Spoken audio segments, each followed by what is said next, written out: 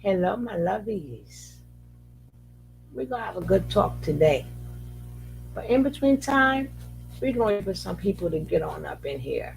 Sit back and relax and enjoy some of this smooth music.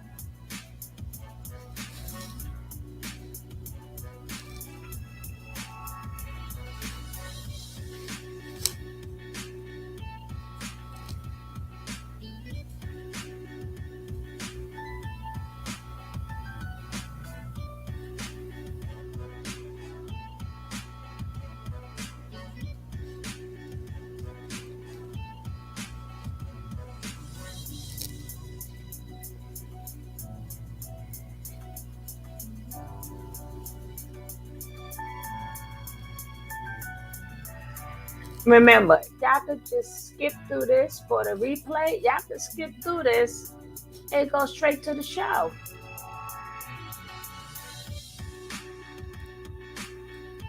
Y'all could skip past this and go straight to the show.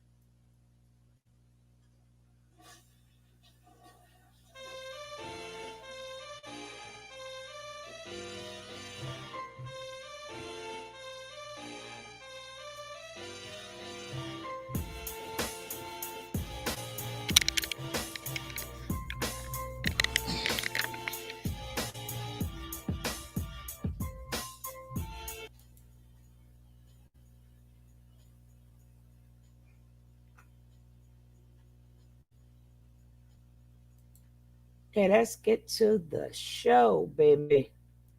Let's get ready to rumble. Now, this is what I've been trying to say in a lot of videos. A lot. Not videos. I'm talking about in life, period. This is way before YouTube, right? And I always tell people don't get so hooked on what somebody look like or what their bank account look like. And I always said you could be driving them to a narcissistic person. You could be, if you go check my any videos, I said you fixing these women, but you're not fixing these men. And then you got them, you looking at them like, oh my God, they got such a good job. They're so high value. And them be them covert narcissistic people that look good on the outside, but terrible on the inside. You know how many women end up with men like this and they get beat and abused and you will never know. Remember, y'all men can't speak for something you don't know. So that could be your homie, that one could be your friend, but you don't know. Once he go in the house, he's beating that woman up. Because every time you see him with the women, he's acting like the perfect gentleman. He got the good job. And these are the men like, damn, wish they had their life. But not knowing all the destruction that go on in the house. So y'all train these women to be feminine, not to say certain things. Y'all conditioning these women, but you don't understand if you might be conditioning these women to abusive relationships. You don't know these men. Sometimes women sit back and stop acting like you have so much standards. I keep telling y'all, take your standards, rip them up, and throw it away. What you're looking for is a good man who can provide. A good man should always be there. A non-abusive man should be there. All that protect and provide. No, no, no, no, and no. People will survive. Self-preservation is the first thing anybody gonna do. You can't say self-preservation and then say a woman need a man in the same sentence. No, we all first thing we are is self. So if we hungry, we're gonna find a way to eat. But what I'm saying is, y'all always pushing that. Women always putting that on their thing. Was a good man, a God-fearing man. So, because you want the man who's on your level. No. How about just get a good man? Make sure he's not abusive. Make sure he don't have no mental issues. Certain things. Because you're going to smell that cologne, look at that suit, and then you're like, oh my gosh, she's mine on mines. And then he got you hook, line, and sink. Then that mask fall off. And then you get somebody you didn't even know, and you're now stuck in that relationship. So being that you are conditioned to do things, you will never feel appreciated. You will never feel wanted. You will never feel loved because they made you think that this is what you're supposed to do, which is nice to do. That's your man. You take care of your man. But I don't have to be conditioned to take care of a man. That's something that we should do. And vice versa. But y'all go dating these coaches. Look what happened. You date these dating coaches. They're giving you all this advice. Look at their lives. Look at their women lives. So I came across this video. She's a new channel. I'll tell you her channel before I log off. If you like her, go check her out. I like her so far. I think she's new. Or maybe she just has a new page. I don't know. But I picked this video because I just think that, let me put my thing up first. Now, how do you do that? I want to put my disclaimer up.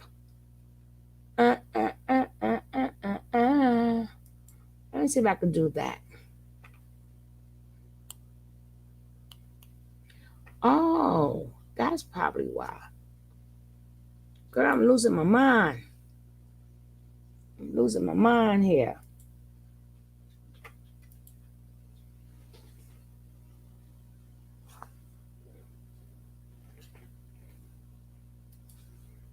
Hmm.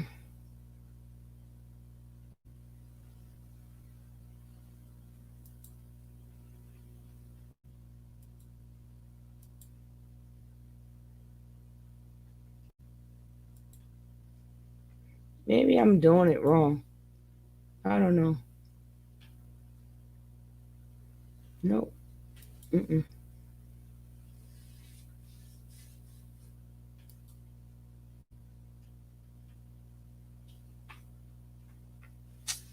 Ay, ay, ay.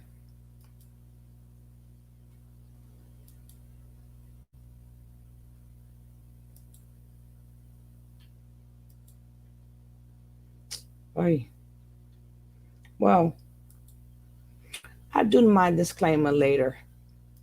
Well, let me just get this video going for you guys, okay? Don't forget to hit that likety like, subscribe. And if you would like to leave a donation for the coffee fund, there you go. But the main thing, hit that like and subscribe. Commitment to self-improvement. The manosphere loves to say that Black women don't like accountability, but it couldn't be further from the truth. You fill the seats at every Women's Empowerment Summit and TED Talk. You're buying all of the self-help books. You spend 9 times more money on beautifying yourself than your non-Black counterparts. You're obviously trying to create a better version of yourself to present to the rest of the world. And it's paying off. I guess when you're at the bottom of the social ladder, the only way to go is up. And clearly, we understand the assignment. We love self-improvement. We love us a good expert, a good life coach. We'll pay top dollar for the wisdom that we know that we need. I most certainly have, and it was worth every dollar and dime. Black women, the world is watching your ascension in awe and admiration. But there seems to be one subject on your report card that's consistently getting a big fat D, as in dating disaster. Many of you are in terrible relationships, and even more of you aren't in relationships at all. For some, this is by choice, but for many of you, there's something very wrong happening. And it doesn't make any sense because you're buying all of the dating books, you're watching all of the dating gurus. I was in a room on Clubhouse last night talking about resting in your femininity, and it had almost 600 Black women in the audience listening to men tell them to learn to submit. I've never had any one of my Asian friends mention a dating book that they were reading. I've never heard of a dating coach for Latin women. I guess white girls have The Bachelor and they do have a few dating coaches, but their single rates are dwarfed by yours.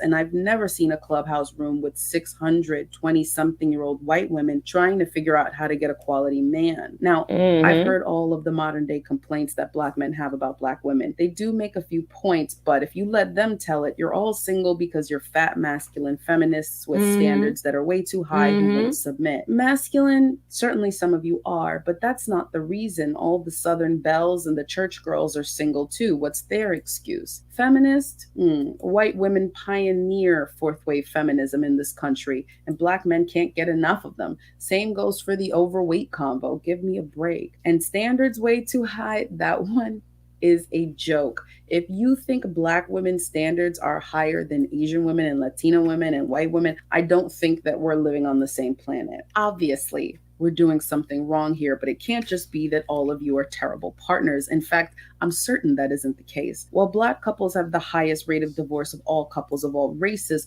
when they split up and marry interracially, Black men's divorce rates go up even higher, which is kind of normal. Interracial couples have higher divorce rates than couples of the same race, but you are an exception to that rule.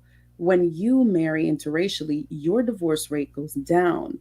Maybe this problem isn't all you, and yet you're being inundated with messaging that says that it's mostly you. With dating results this bad for Black women, the advice that you're getting on dating needs to be examined as well as the people who are giving it. Recently, there's been a lot of talk coming from Black men about what a high value man is and how to get one and how to keep one. With Black men being socially and economically on the bottom in almost every country in the developed world, I don't know how the irony got lost on them when they think they're the experts on the topic of high value. The dating coaches that you all know and love aren't necessarily dusty, but most of them don't have any professional qualifications either, and this is still the most divorced demographic in the country, dating gurus included. The Black men giving out relationship advice are often never married or divorced 2 and even 3 times, and some with divorces pending perhaps. But their rhetoric isn't about relationships or marriages or happy homes.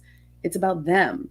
It's a sounding board for their pathology, their demands, a manifesto on what women need to do to make sure that Black men get everything that they want. And you, Black women, a group of people whose self-esteem is generally tied up in whether or not you get picked, are the perfect audience for that kind of message. Now, I made a video about Kevin Samuels a couple of weeks ago, and if you want to know more about what makes him a terrible dating coach, check it out after this. But I really just want you to understand for this video one thing about Kevin Samuels, the YouTuber who claims to know what wealthy men are thinking. And that thing is the approach that Kevin Samuels takes when he's giving out some of his quote unquote advice. I'm sorry, you're 5'8"?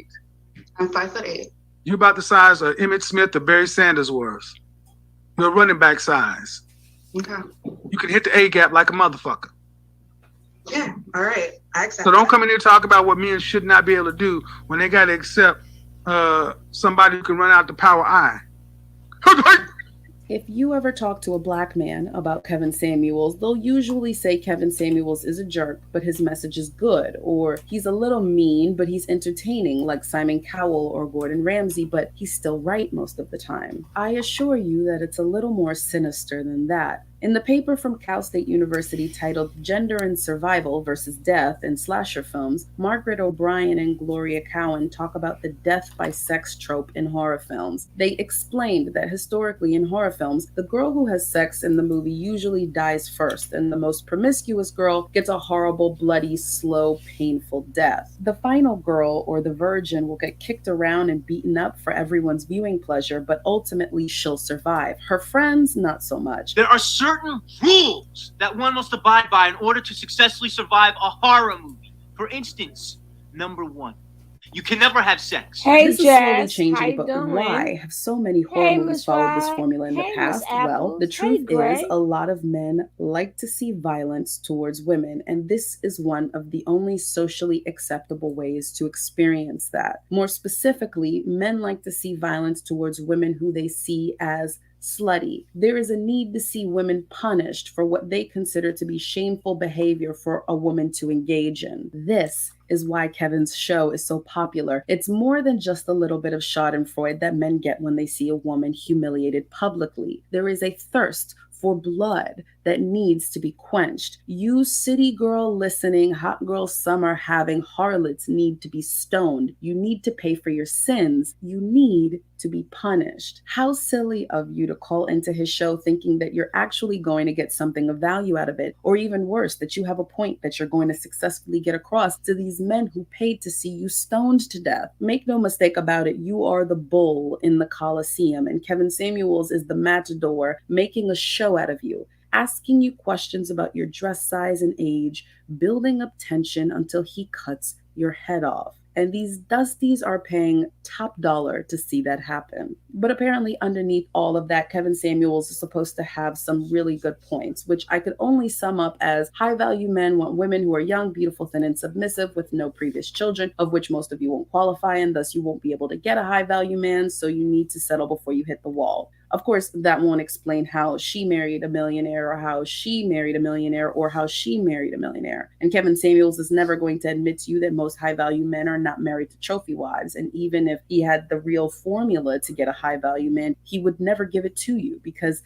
his constituents did not pay all those super chats to see him do that. They paid for validation that you fornicating whores who rejected them in high school will never get a happy ending. Whores don't get a second chance. Now, not all black male dating coaches are as aggressive as Kevin Samuels on the surface. Many of them seem to come in peace. They preach black love and might even sprinkle a little bit of faith on top for good measure. But when you just sit and listen to them talk, you realize that what's being discussed is more of the same. I'll give you an example. I sped this clip up of Anthony O'Neill and Stephen Speaks for brevity, but if you want to get a better listen, feel free to slow down the playback speed on this video. What advice do you have for men who want to understand women? Then I want you to come back around. What advice do you have for women who want to understand men? Okay.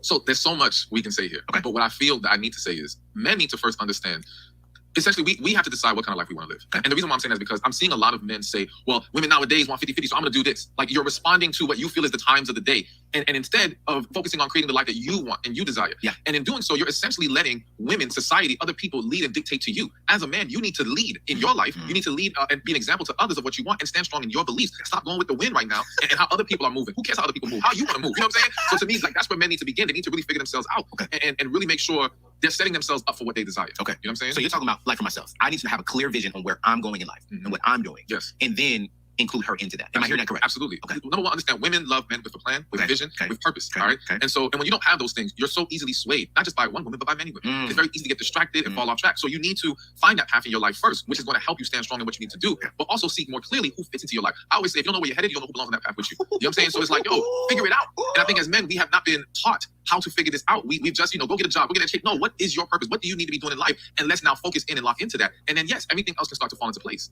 He's going. Now, I'm gonna flip it on here because I gotta play devil's advocate.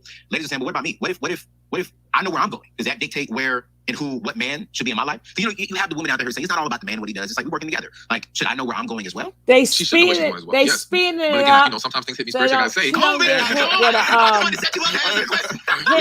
think the problem is a lot of women will say, well, I know what I'm trying to do with my life. No, you know what your parents told you to do. You know what society pushed you to do. You know what your fear of not relying on a man pushed you to do. But you have not figured out who you are and walked in your truth. And so now what happens is, in one example, you become this career woman, you pursue this career, you become super successful, but at the core of who you are, you want a family, you want a man, you want a relationship, but you become so detached from that. And now you hide behind your work, you hide behind God. And now when that man comes, you don't know how to even come together with his life because you want him to be convenient to you and where you are, because it's too hard to now have to dismantle what you have built, but you built it on your foundation, not God's, not purpose, not on the direction you were supposed to be moving in. I could spend an hour pointing out everything wrong with this clip. But on a macro level, I want to point out that these are two Black men discussing what both men and women need to be doing to find relationships. You'll notice that these men feel qualified to have these conversations with or without women in the room. It's because they believe they know exactly what you need.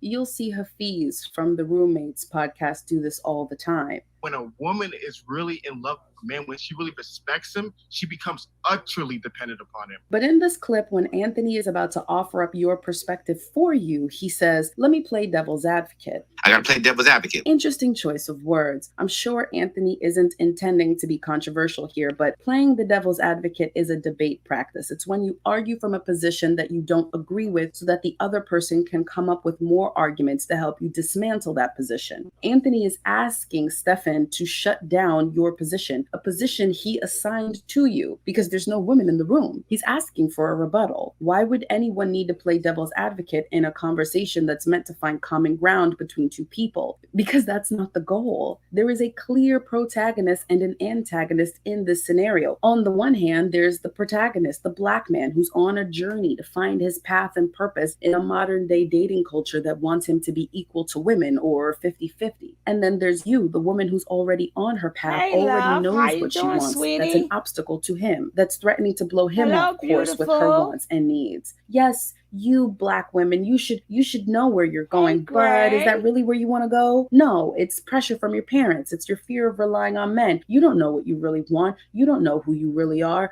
You don't want success. You want a man. Sure, other women can have a life of their own and a purpose, but since you want these men, Black men, and these men don't have a purpose or a plan, you can always come on the panel. Let's talk about it. You don't have to go fully into it, but we can talk about it. You can't have one either because these men need to be in charge. I'll put the link in if you want to talk. You are the antagonist, the obstacle. the threat that needs to be neutralized. Listen to Anthony's response to Kevin Samuels after Kevin makes a video saying that men need to embrace the patriarchy and pay for everything. My mom makes more money than my father.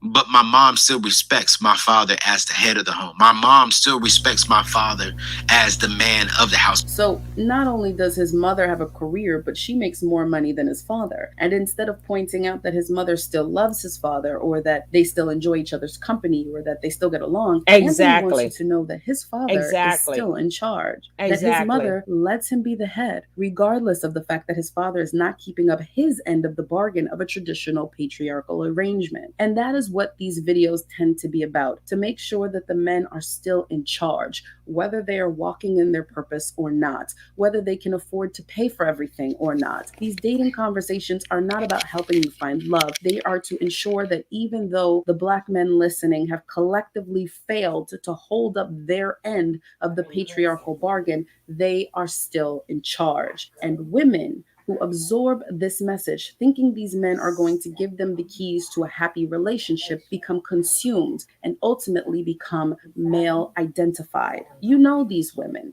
All of their perspectives hold men at the nucleus. They might refer to other women as females, or say that they don't keep female friends because insert stereotype. They're in clubhouse rooms trying to hold women accountable. They perform as men's attack dogs on these stupid panels. The pick-me's, the mammies, women who have lost all connection with their own womanhood. They believe that if they completely reject the feminine and appease the masculine, they will get chosen. They rarely do, and when they do, it's not an arrangement to their benefit, because men aren't trying to get women to become male identified because they're attracted to these walking masculinas. They do it because when too many women get together, there's a certain magic, a power that they cannot fight. And if too many women are congregating in secret, well, then you bitches gotta go. They want you to be male identified so they can remain in charge, but they still want you to be feminine and girly, something that gives them the best of both worlds, but is almost impossible and blasphemous for you to do. But who better to help you than the strawberry letter pen pal himself, Steve Harvey? The book Act Like a Lady, Think Like a Man is Steve Harvey offering women a look into the psyche of a man in the hopes that you will do the work necessary to fulfill as much of his wish list as possible, in the hopes that you'll learn how to throw that ass in a circle while quoting scripture and making a sandwich. Comment down below if you want me to do a book analysis for this in the Mahogany Mastermind. But there's two things that Steve Harvey mentions that I want you to take note of.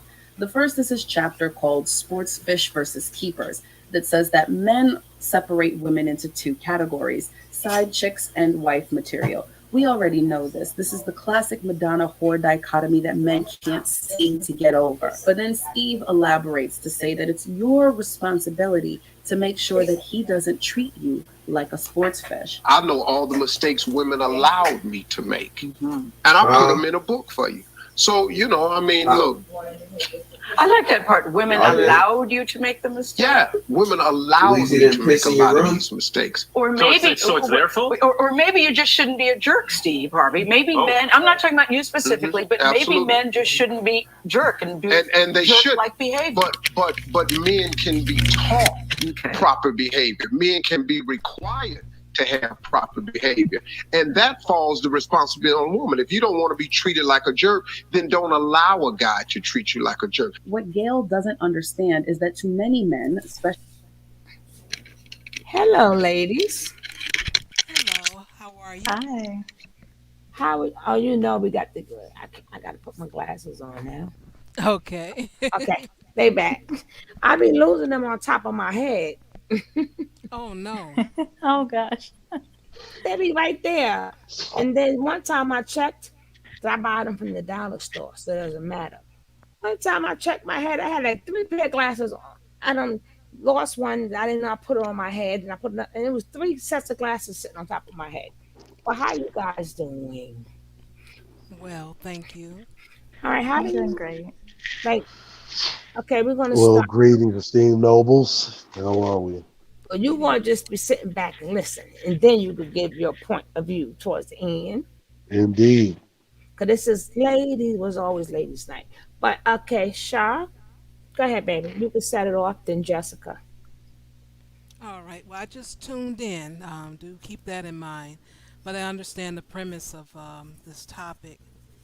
And as far as with the value and everything, I'll just say this. This will be going on for several years. The same people will be around repeating the same talking points, and no one's chosen. So I guess that means they're not going to have any value at the end. I think, and I think with this video is stressing that when you consider a man a high value man, the key word is consider or you think, but it's stating that a lot of women, why you making them feminine and talking about what they need to do, what you're doing is literally leading these women, some of these women, into abusive relationships because you assume they wear a tie. It's like a, a covert narcissist. So that's basically what she's saying. You got these coaches and everybody that you see, and a lot of women run to them and they end up getting abused.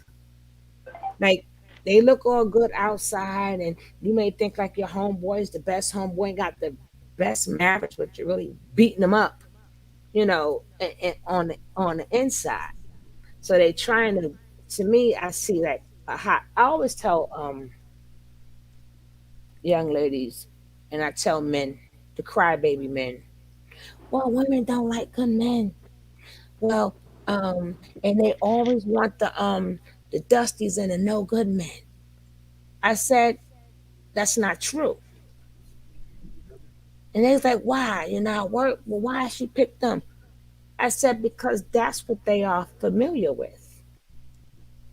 Not in a good term or a bad term, but they know you're gonna cheat. They know you ain't no good. They know you ain't got a job.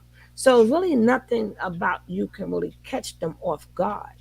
Unlike these men who act like they're a good man and have a job, and we don't know what to expect. 'Cause a lot of these men we think in a high value, they got double families, they abusive, so we don't know what to expect from them.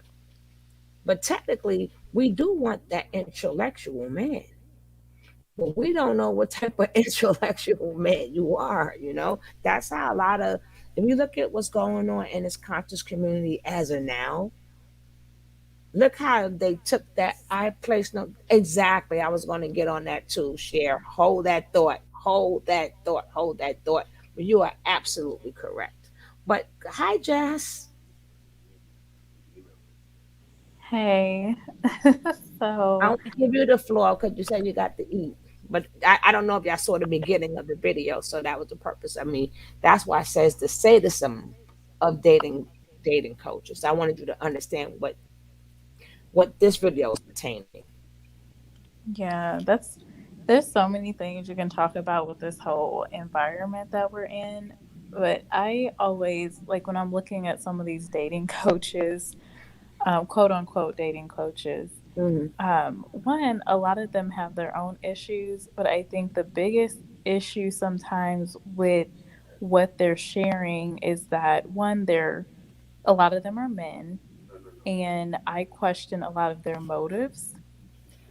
And also, I do question their own perspective because I do see it is very difficult for men to say things or give guidance that's not in some way in their own interest or in the interest of other men that is solely helpful for the woman. So I think it is difficult to take advice sometimes for men, and I wish there were um, more influential or more popular women, and they were more supportive, to be honest with you, because I do, when I listen to men, especially like we're talking about the Black community, a lot of these men, like what influence have they received? They've gotten influence from men that are beating their women and doing etc. All sorts of things, and now they're teaching the next generation what to do. And it's like, what's the motive? who are we even listening to, and why are they qualified to tell anyone? Preach, sister, preach it. I can't say that. Go on now. I'm going to have a hallelujah moment right now. But go ahead. Sorry. No, that's really it. I mean, there's just so many directions you could go in, but that to me is really the biggest issue we're dealing with. And then we have folks online listening to these folks, and in our community, we just have so many issues. It's like pick a thing, pick a thing to start with. And for the men, I mean, you look at the high rates of Black unemployment, you look at stats where Black women are actually the ones that are starting businesses, and it's like some folks are focused on the wrong things. We need to have more of these men showing other men how to get some stuff together, because if the money's out of whack, you don't even, like, you're just stuck in poverty, how are we even going to fix everything else? So it's like this endless cycle even. So it's like you have a circle of people following the wrong people, and it's just, there's no solutions really coming about from it. And so it's just a mess, and it feels like the women are just thrown into it, trying to figure out what is the best option here. So it's just a mess, but that's really what I wanted to say. I think, oh my gosh, Cher says this, a lot of things that I be saying. First of all, I don't know about the other races, but I know about the Black men. You just became a man not too long ago. According to America, you was 3/4 as a man. You wasn't even a full man. You ain't been a man. You ain't never been a. How about spend some time learning how to be just a man? Now you want to catch up with the high collared people, and you want to be the red pill. You want to be down with the red pill, the blue pill. Then we got the pink pill. All these different pills, the clear pills, birth control pills. No, I'm joking. But I'm saying, y'all never took time out. I mean, it was countless not riots. It was countless marches just to be called a man. It was countless marches just for you to be able to walk with your head up. You had to always walk with your head down, because you couldn't look the white man in the eyes, and you sure enough couldn't look at their women. Even if you was a man with your own wife and kids right beside you. So they never had a chance to even work on being a man before you started. You just out of nowhere, all these labels and talking about, hey Jamel, talking it down on each other as men, when y'all just should be glad y'all considered men now. You know? And I'm like, then you could start, all this other stuff. But at the end of the day, I do not understand what a lot of these men and women are coming from, because you got a lot of women. I argue with her every day. She just don't know that we're arguing, but we go at it every day. She just don't know. First of all, we all come from the same type of background. Even if you come from a two-family household, we don't know if mommy and daddy was a shotgun wedding. We don't know if they waited for the last child to turn 18 to get divorced. All these things we don't know. So what qualifies a man to be head of the household? You never seen it. All these things you're telling us you never saw. So how dare you impose something you don't know about on us? You're not qualified. Some men are qualified, but not all of you guys. What qualifies you to tell us what we need? No, you're not. You come from the same household I came from, where mama did everything. How did you forget there was no dad around? So all of this, because that's just how I feel. What qualifies? And then a lot of us women, we eat it up. Like, why are y'all calling these men shows? To give advice for what? They come from the same background we come from. Not all, but majority. And even if your parents did have money, they were still struggling. But you don't know how it is to talk to a woman. You don't know how it is to love a woman. You don't know how it is to take away that man is the head and all this. Y'all don't understand none of that because you never saw it. So why should I listen to you? You understand what I'm saying? I totally agree. You know, I just think that, and they good to, and women don't take accountability. Accountability to who? Who are we being accountable for? Well, that's the double standard. It's Mm. like, okay, these men are crying all over the place that they want to be men, and at the same time are blaming women for the issues in the community, for what the men are doing. It's so much that I saw this post going around. Erica Williams had shared this posting where these black men were dressed like their wives, and they happen to have white wives, which I didn't have an issue with, but I was just like, you know what? I made a comment. I was just like, you know what? Somewhere someone's going to bring up black women. They're not pictured here, but I bet there's going to be someone. I look in the comments, lo and behold, someone saying, but black women do X, Y, and Z. And I'm just like, we're not even in the picture. Mm. How are you blaming? So it's just this weird, it's like you have to choose one route or the other and stand in your truth and take the accountability for that. Now women, I think, and that's why I said, I think women should be having conversation with other women, Uh-huh. versus women going to these men to get advice, because again, it's like what serves them. They're not really going to give legit advice. Even if they're trying to, they're not going to really fully give the advice because they're not women. They haven't walked in a woman's shoes. How are they fully going to tell another a woman what to do and what is going to benefit her? um but I just really wish we could kind of get in our own lanes, and black men focus, get together, figure out what you need to do, and black women, we're bettering ourselves over here.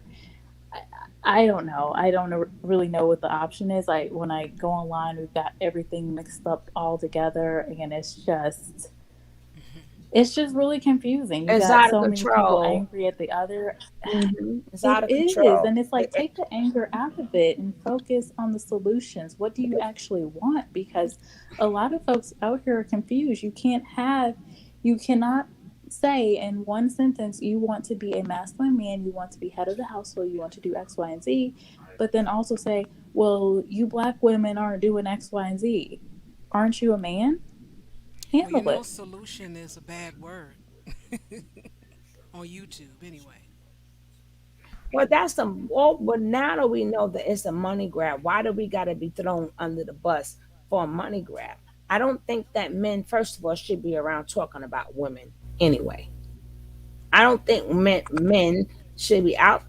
Oh, if we did see it, it was a terrible example. Yeah, Blanche.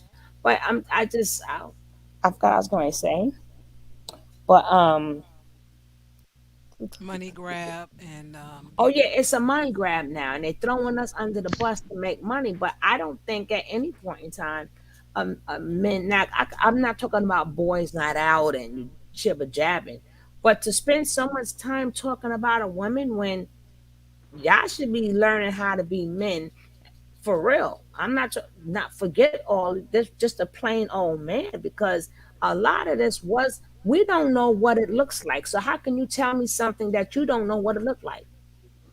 Well, I'm talking about the ones that we conversate with and and they look like I'm a sing. If you come from a single parent household, I come from a single. I'm not talking about the ones that you speak to and they come from a two parent household. I'm talking about the ones who me and you come from the same boat, single parent household. You can't come to me with none of that. You cannot come to me trying to re-raise me. I mean, I'm like, well, damn, poor women. How you doing, Dwayne? First, we got our parents had to sit up there and learn us. It's like, when do women get a chance to be women? We got first, we couldn't be. We had the mothers. The mothers got us. The grandma got in trouble by grandma. Grandma had to raise, keep us under control. And then after grandma, maybe grandpa, then maybe the aunts and the uncles on either side. Then we had our elders. So like, well, damn, when do we just get a chance to breathe and just be a women? My God. I mean, when do, how many times, how many people we need through our lives to lead us to what? I mean, think about it. How would that men feel if that was done to you guys? First, your mama had to lead you and show you the way because you didn't know nothing, and then now's your father. Then it was your uncle. Then it was your older cousins. Then it was your older brother. Then if you went to church, it was the church. You like, well, God, for the past 18 years, and now I gotta be trained again. So, what? Yo, I mean, how would y'all feel? And I'm glad you're here. How would y'all men feel if all that pressure was put on you? I'm not talking about taking care of your kids because you don't have to. Hey, you bag it up and get a vasectomy. We're not talking about kids. I'm just talking about just being a man, period, and having them things said to you, saying that you can't think and only a man can lead, and this and this. I mean, only a woman can lead, and women this. I mean, how do you feel that you never got a chance to be grown? You know, well, I come from a different kind of the question perspective. is, how would you feel if, old as you are, you never got a chance to be grown? I don't know. I couldn't answer that because, see, I grew up with only my father. That was my single parent. So I never got to know like the softness of a mother or being coddled or have my boo-boos kissed or any of that. No, I'm not saying that. Yeah. I'm just saying, let's say you was raised. Remember, we call my single parent household. It doesn't necessarily mean mother. It could be father also. All right, my baby, we'll be here. How would you feel if after the father had to raise you, then grandma raising you, auntie raising you, church raising you, big mama always out her window watching everything that you're doing? So, so then it's like, well, goodness, now you're grown. You figure out, whew, I'm grown. And then now you come to find out, now you got to get married, and now you still, I'm like, well, damn. You know what I think a lot of men don't think about it like that. They think that, what part do we stop serving? What part, when do we just get to be women? Because once we marry you, now we now y'all on top of us. I'm like, well, every time we turn around, somebody's on top of us. Somebody's ahead of us. I mean, how would you feel if all your life somebody's ahead of you and you never got a chance just to be? Well, if you understand, like, long-term abuse or transgenerational trauma, like what these dudes are saying, like, is evidence of that, because that's all they've always had. If it wasn't, their parent or their grandparent or society, hell, their peer group. I mean, you hear a lot of these guys, especially a lot of this, this rising. No. How would you? We're gonna get to that. I'm just saying, I don't know how I would feel because I just don't have that paradigm to know that. So I don't know. Exactly. Men, a lot of men does not know how that feel, but y'all can do it to us though, right? Not you. Well, who is y'all? First of all, I said not you in particular. I'm talking you, but you know what I'm talking about. I do know what you're saying. This is all really like effects of like declining society. If you really look at the numbers, like I did the series on this, talked about this ad nauseum, right? Like just break down what a lot of these dudes are saying, and all of it really is just related to sexual endeavors. Like all of it's rooted in sexual endeavors, nothing else. they don't really care about say relationships, not any deep and meaningful sense. These are guys. I mean, we're living in a time where you're having more males not having sexual experience by the time they age 30. Than you've ever had in any period of history. Which if you put that up against what America and really all of society, the world society, is going through with the negative birth rate. They've been telling women. I mean, they've been on your neck for I don't know how many millennia about keeping your legs closed, and now that you're doing it, this is the result of that. This incel infestation, where they didn't get the woman of their desire, and a lot of this, especially perceived trauma, stems from some experience in high school, where a guy that they thought was inferior to them got the girl that they wanted in high school, and then that literally carries over into their adulthood. Hell, you got a bunch of these 50-something-year-old derelict Negro males running around here, talking about how some woman didn't give them a pony in high school. All right, let me Right? let Jessica get some stuff in there, please. Jess? Oh, I think I'm thrown off by how we got here. How we got to I don't even See, know like how we got statements like here, that, like hoes are winning. Like, if you really think about it, not really. I mean, like, what is this a degradation of so society? I guess help me understand. So you're saying that you have a lot of men that are upset with women because in high school they didn't get a guy. I mean, In their formative years, in our look. formative years, like there's stories that I have from childhood that'll always stick with me, like stories that I remember, like the first time hunting with my uncles.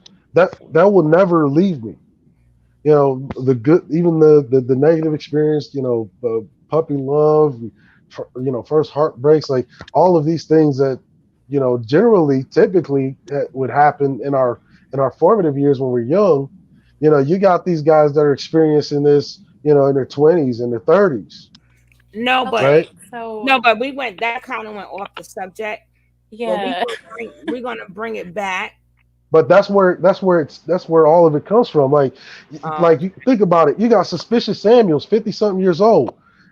He just gets YouTube famous, and all of a sudden he has all this advice for women.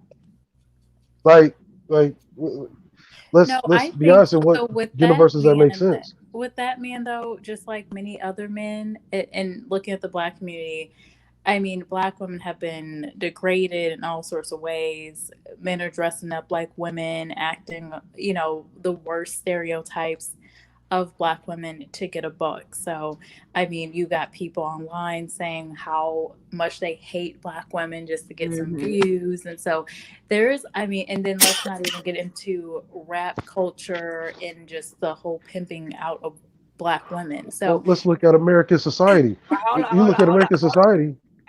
Eric, let her finish.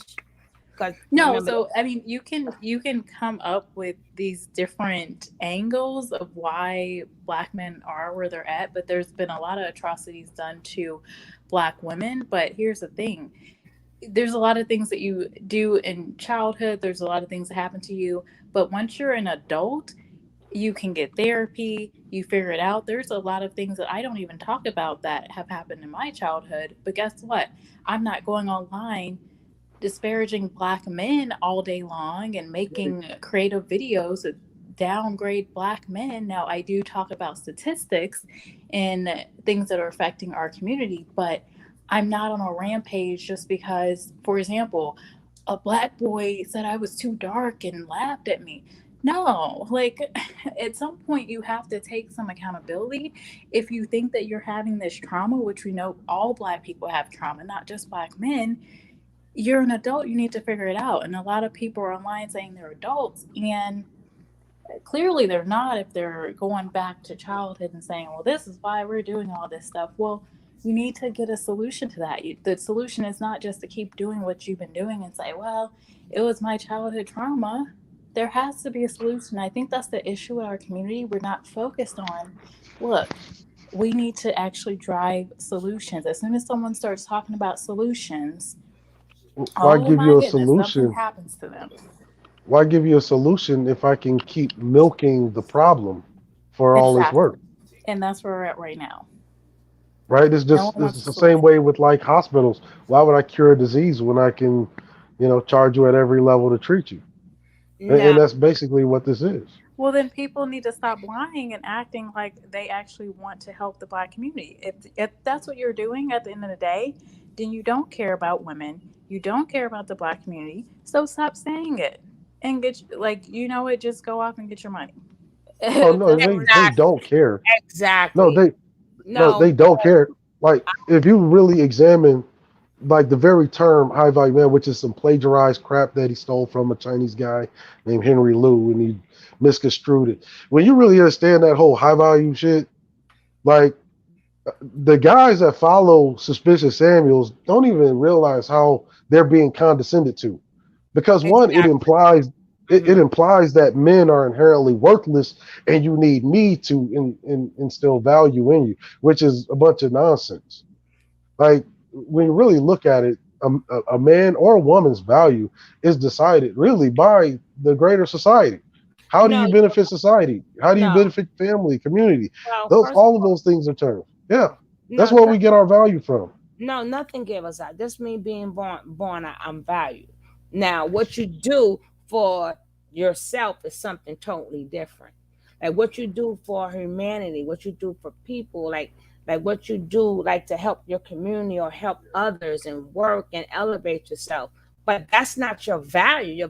My value is I can breathe. I was born. Uh, But I'll put it this way: women see, this what reward be a society woman with in me, more human beings. huh? I said Women that's what? what like women reward society with more human beings. That's like the whole value system. Like that's why historically, But he you got know, confused here. Women's that's why women historically women reward. have always been held in high esteem. Like so I Right? think what you're saying, for a woman to birth a child into this world, there needs to be some type of reward. Like she needs to be comfortable. She needs to, But let there's me. some Well, hold up. benefit out of that. No, because we went right off subject. I want to go back on the subject. I want to go It's the same backwards. subject. No, it's not. Let me go backwards for a little bit. The subject is that, and I don't care where you pick on a globe, wherever you pick on the globe, just rotate the globe and spin it, pick anywhere, and women are treated as low class citizens. Okay? So I don't care where you go, pick it. You got the women, or as soon as the man come in, all he got to do is sit down, the food, doesn't matter how tired she is, doesn't matter if she worked. When he come home, the food must be done. That got to be done. It's like, when do we become just as equal as you? And for you to tell us that we're not equal. It's like, how many times can we be raised? That's the issue. It doesn't matter if it come from you saying your heart is broken, has nothing to do with being raised over and over and over and over and over again, which is nonsense. So then But when what we I'm saying is that to look, these guys that are mentally ill, they are one and the same. There is no differentiation. it is a differentiation because one No, is to doing it, sane people it one is. is doing it, one is doing Like it out of anger, and one is doing it because they was told and they believe this is how it's done, which in all reality it's not, because you never experienced it to tell me this is how it is. So what gives you the right to say what women's job and what their place is to do? What gives you the right to say that, okay, you got to have this baby? What gives you the right to say take whatever dream we ever had in our lives and shelf it because that's called masculine energy? See, that's two different things we're talking about. What, I think what, I what? think that's called compromise. It's not Uh, called alarm. But see, No, it's not. It's not. you're not one of the men. So maybe that's why you're seeing it in a better light because you're not one of them. But I like me and this lady go at it all the time. I think I don't mess. She don't know we arguing yet, but what is this chick name? We go at it every day. Every day she just pisses me off. I have to make a video about her. But the crimson something. oh, And she's supposed to be so authentic and Muslim, but she got the worst mouth ever and called women gutter snipes and every single video. This is a woman because she's down with that manosphere. Every single woman, and this is why the one black women hate this. I'm black women. Well, hold up. And then you want to come and tell us about the PPPs. I'm like, yeah, I get a man supposed to protect us, but he does got to go to work. And at some point in time, they think that we ain't got no brain. We can't think. They got to raise us. I'm like, no. So we don't have a mind. Yes, we do. Wow, I'm so glad I stay away from those. Those No, but communities. no, honey, I have to stay in. No, I stay away from. I make my own videos. You need to come on sometime in the morning if you couldn't, and you could check them out. You can give your own. I be going in on that. She got the audacity to call us a hyena, and she looked just like one. I went and got a picture of hyena. I put the faces together. They look like family. But I'm saying, what gives what gives you the right? And that's any religion. It's just being a woman, period. It's like y'all didn't like it when y'all was considered second-class citizens. Y'all didn't like it when y'all wasn't called the man. Y'all didn't like it to when as you had to walk down the block and look down because of you may be looking at a Caucasian woman, but we still have to do it. But now it's y'all turning everything that was done to you guys, y'all inflicting that on us. And then that's the thing is that say that you're dealing with abused men, and to a degree they actually still do have to look down, right? See a black man that's from his own demographic get killed in the middle of the street unarmed. Hold up. And he still has to look down and pretend like he doesn't see it. That's why this is a woman panel where we're being nice to you. Hold up. That boy you talking about, where's the dad? That the mother feels that. Them women is out there, honey. You got more. No, that's not true. You got more women out there than men. When them babies get shot and killed, you could go pull some videos up right now. And I'm not talking about getting a group together. I mean, as immediately as we find out what we out there, you could go find something right now. You look at the audience. Look who's down there saying, look at the woman. No, they the ones stopping the cops and arguing. And when the cops come to their own man, they put themselves in front of a man. Come on, we're not going to do this. I'm not saying that no men don't be out there, but it's more women that hold the fort down. Well, what I'm saying is that type of behavior is a type of coddling that continues to mentally disable them. Huh? Okay. Yes. We're gonna let whenever you see a woman step in front of a man to protect another man, that is coddling. What do you mean coddling? Explain. It's a learned behavior. Because the men of the community are supposed to have some kind of creative will to fight for their damn self, and not always have their women on the front line fighting for them. This is reality. What is coddling? Trying to protect him from himself. But that's inbred in us, so we can't stop that. So what do you want us to do? I know you can't. I know you can't stop that because it's a biological feature.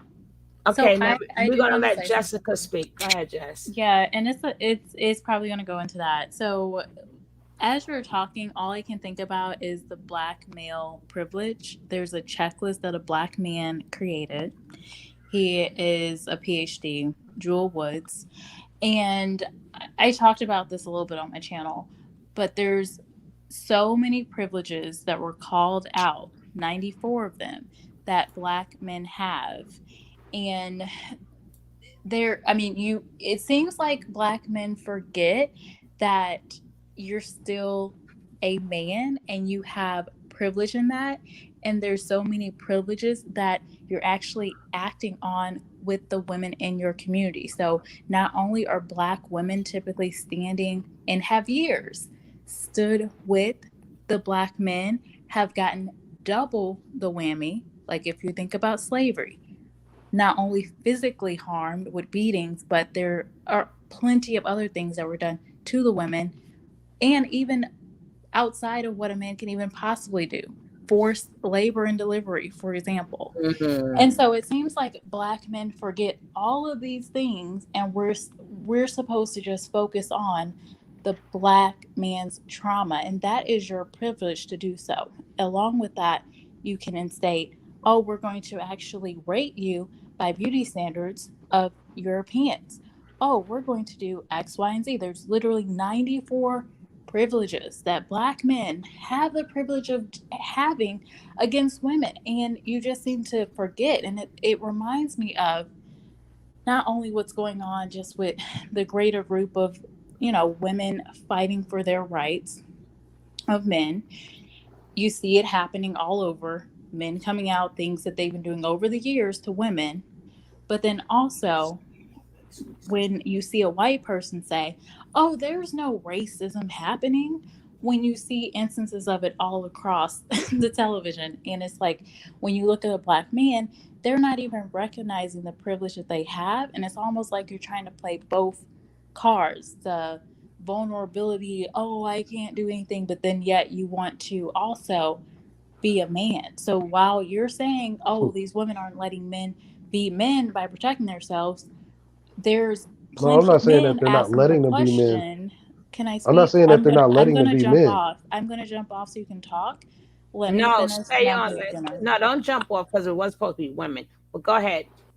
So you have men in the same instance saying, this woman didn't protect the men, or I'm not going to protect my women unless the women are protecting me. So the question is still, when are Black men going to realize the privilege that they have as being men?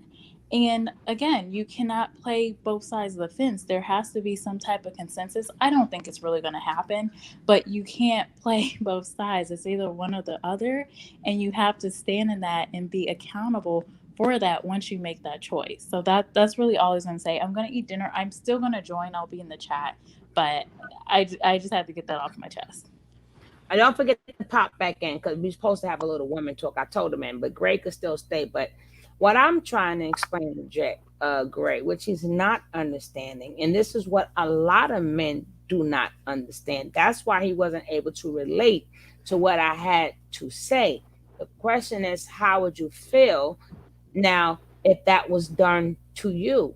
And that's a question a lot of men cannot answer.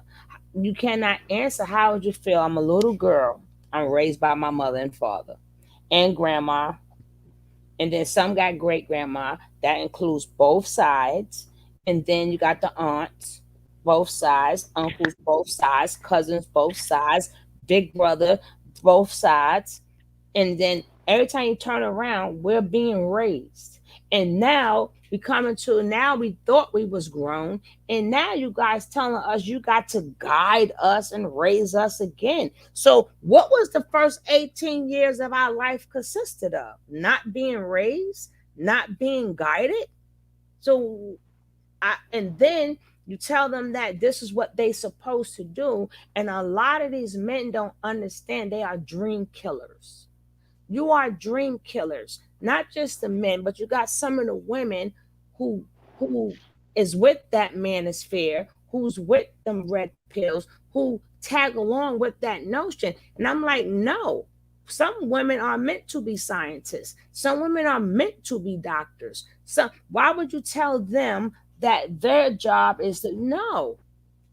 Because God gave them a brain for a reason. So But because you now have to raise me, I have to give up all of my dreams containing to these manosphere people, and them people. So that's why when you ask a man if that was done to you, how would you feel? They don't even try to think about it.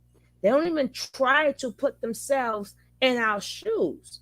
They would never say, well, you know what, that's not right. Well, damn, I would not like if that was done to me. Even though I don't know what it feels like, I wouldn't like if that was done to me, because a lot of things you guys have been through, we've been through it too. So we know a lot of things that y'all feel. Maybe not how y'all think and stuff like that, because your men think their way, we think our way. But every time you turn around, it's like you never had a chance to breathe, because we're being guided and raised for the rest of our lives. I'm like, well, damn, when is enough is going to be enough? And then now that woman is tired of it, now y'all turned it into a money grab. You turned it into a money grab. And then now y'all making the money. Now it has become toxic masculinity, because you didn't earn it. Being that you didn't earn it, not you in particular, because what you said was absolutely right. So please don't think I'm talking about you, but you got to remember other people is watching this show and people going to watch the replay. So please don't think I'm talking about you. Okay, Greg? I'm not taking any offense. No, but I just let you know people watch replay and stuff like that. So I'm speaking to a audience in total. But every video you watch, oh, my woman is, and she gonna do that. And I'm like, they don't understand that's a turn off. That's a turn off. Because I mean, the same way we know, y'all should know a little bit. They had you three. How long have y'all been a man in America? Remember, I don't even know if they changed it in the Declaration. How long have y'all even used to have signs up saying I am a man. Y'all wanted to be called a man so much. Yeah, and we was right there by you guys' side, because we was 3/4 of a human being. So now that they decided to call you a man, y'all refuse to call us a woman. And then y'all telling us about things that y'all have never experienced. Maybe the older versions have experienced it, but a lot of people have not. A lot of them experience single household. So how is you going to learn me and guide me for a household and tell me what I'm supposed to do if you never seen it? So if you never seen it, what if you're giving me incorrect information? What if the information that you're giving me suits you and your needs? Because you never seen that in a household. Y'all speaking upon it, but you never seen it. So how would you know how to conversate with a lady if you're an alpha male? Because you never seen an alpha male in your household talking to a woman. You was raised by your dad. This doesn't go to you.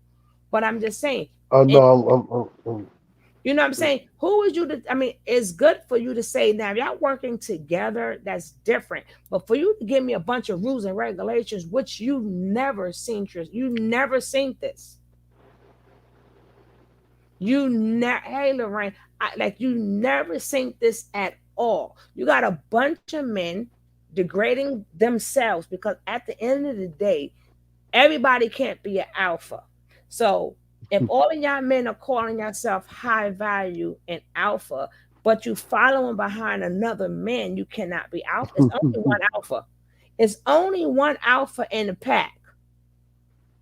That's why them lions, they got to fight against the other men. They're not fighting for the women. They're fighting because they want to be the only man. They didn't say, oh, you hurt my women, or if you mess with my women, I'm going to protect the pride. You're not protecting the pride. You're protecting your spot. So I like a lot of these things, that's what's tearing our community apart. Because a man has not told me yet, how long has you been a man? 100% man in this country. How? How long? Do you have the answer? Well, policy-wise, since 1964. So y'all So it's been changed since 1964. It stated that a black man is 100% man. Well, 1964, marks the whole equal protection under the law, i.e., No, that we quote, supposed to unquote. always been all man is created equal, but they wasn't called. Remember, we was cattle. And that's why I say 1964 is really your marking point. 1964 is when they said black men are now considered a man. The Civil Rights Act. Yep. Civil Rights Act, or does it say black man is a man? Because we're gonna look this up. Yeah, the anti-discrimination laws. Not not the discrimination. I'm saying when they took out 3/4 of a man and put that was 1964. Okay, so we're gonna look that up right now. So, because even if what you're saying is true, y'all still ain't been a man that long. Y'all the first men. Y'all on the first 57 men on years. earth. Y'all the first men on earth. The first men on earth is the black man. But you only been a man for 57 years. 57 years, 100% black man. So some of the people passed away, some of the people are still alive. So again, y'all still ain't learn how to be a man. Because your culture was taken, so we got a whole new culture. So now you got to be a man in somebody else's culture. And even till today, regardless of how much money you have, you're still not considered 100% man. So instead of working with your sisters and growing with your sisters, you would like to feel like 100% man, but you want to do that through us, and that's not right. Y'all want to well, why would I do that if I could just make money by genderizing the conversation and making women responsible for all my failures, and make things like solutions, as our esteemed sister who just left was talking about, a taboo word, right? So because then I can't make any money if I gave you the solution. No, we don't need a solution, because if we come together, that's the solution. But but we don't want it, and you would think that we will want it because this is what we fought for. So what we fought for is truly not what we wanted, because it's not really what you wanted.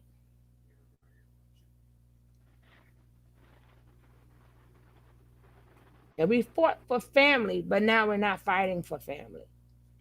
It's a shame. Everything we fought for is exactly what we're not doing what we fought for. We fought for the equal rights and opportunity. But y'all think that was just for you guys, not for us. It was just for you. We were supposed to stay in the house. What was we fighting for? Was it for? I know when we fought and we lost our kids, so you men can vote. We wasn't able to vote. We put a lot of things that we put ourselves in front of. That was for you men. When did you men put yourselves in front of something for us? That's so not to the point that I got to go find the book in the library. Something you could say like I could say for the men to vote. When do you men could say something just off the top of your head without going to study or looking for statistics? What is something that was done so broad that we can just remember just like that? Where y'all fought for our rights. 1870. 1870. Can you come up a little bit more? And what rights was that? But 1870, black men did take up arms against the government for our equal share in this country. No. Take part in the Homestead Act for I'm saying just for women. But historically, let's just be honest. Black women never looked at themselves as a mono group separate from black men. This is really a new phenomenon. No. What rights did y'all fight for women? When did y'all ever step in? Like I said, a lot of things. I say voting rights. We No, you supported did not. women's No, choice. no, We no. support all of those. Yes. No, you did not. That's why y'all started calling us feminine, because we wanted to vote. So that's how we got entwined with them white women. Black men not saying. That fight originally happened in 1870 during Reconstruction. No, did any of y'all black men die and y'all kids die for us to vote, or did our kids and our women die? Okay, you will have to look that 1870. Okay, 1870 what? Yeah, What's that? 1870. Black men took up arms against the government. Yeah. 1870 for our right to vote. For who to vote? For black people. No, that was for black men. Wasn't for black women. That was for black men. No, it was for black people. It was not. If you look at any of the literature from those of like Martin Delaney wasn't some genderized, I'm only going to do this for the men type people. Not even Frederick Douglass was on that. When we fought for y'all to vote, that was for the man to vote. That was not for the woman. We were not able to vote. No, that was for black people. No. It was just that in 1870, black men were granted the right to vote. It was not. But the fight was not specifically for black men. It because the white woman. No, it was not. It You can go back to any piece of literature back in Reconstruction, not specifically. The white woman wasn't even allowed to vote. So why would you fight for the? You think the white man going to fight for the black woman to vote before the white woman? Actually, the way voting rights work. Actually, the way voting rights worked before the Voting Rights Act is you had to be a significant landowner in order to vote. That's and you not did have, and for for the record, there were white women who were landowners that had the right to vote. See, herein lies the problems that when we misconstrue all of this history and we're measuring things that happened in the past based on what we're seeing today, But in 1870, there was no specific gender attached to any of the literature around voting rights. Okay, when did y'all fight for? Okay, you going back. Okay, after that, the 15th Amendment, 1870. Okay, extended voting rights to men of all races. But you said extended voting rights to specifically men. So that's the greater society. So that's the greater society literally creating that distinction. I didn't finish reading it yet. I did not finish reading it. And it still says man. Doesn't say woman. It says for all that is men. the greater society. If you understand policy, this is the greater society granting a set of rights, which is not exactly what was being fought for. Same with civil rights. There was no gender in the gender in the conversation. Literally, there's no. You don't find gender in the conversation until 1972.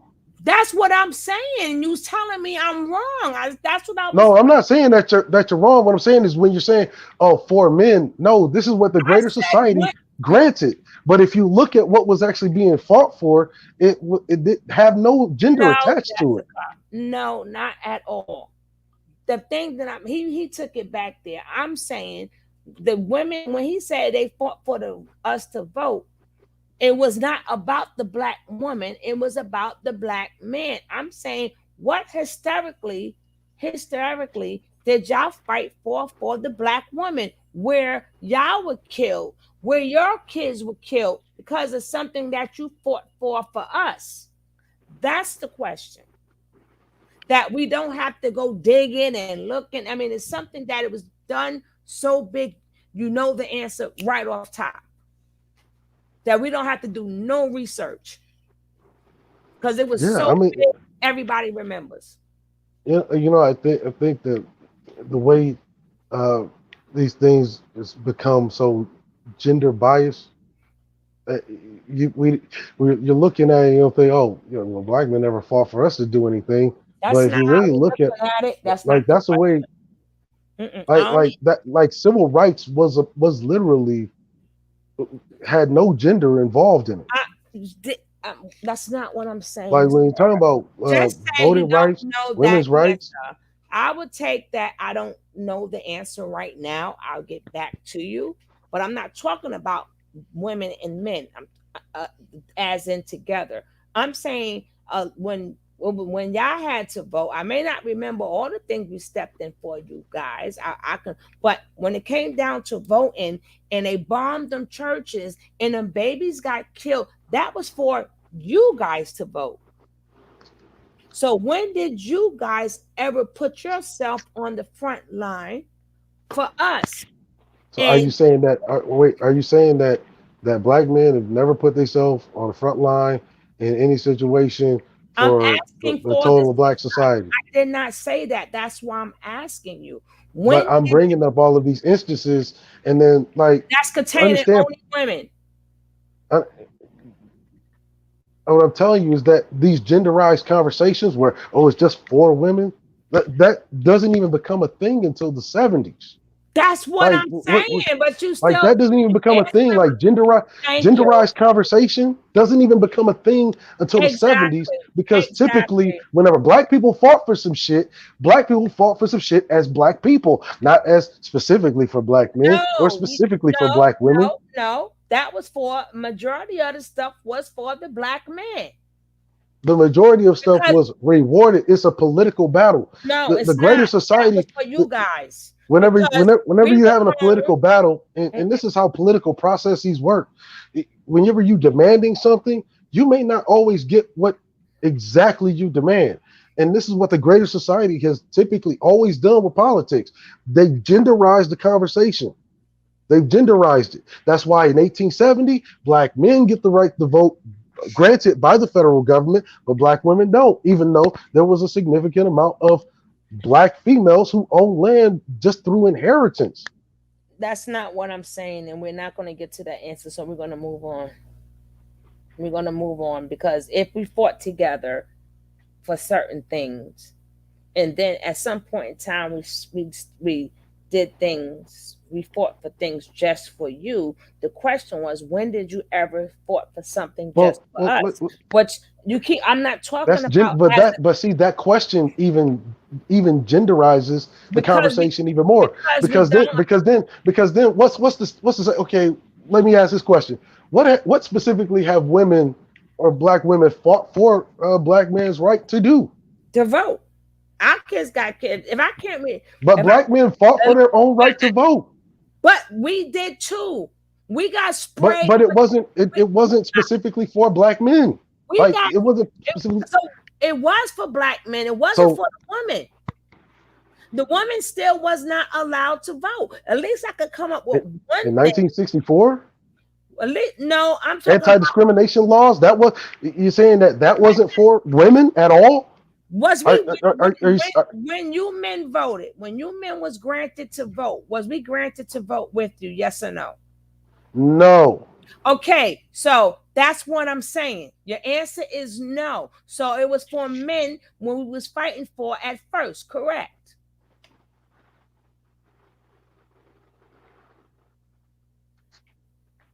Now we're gonna get into this video.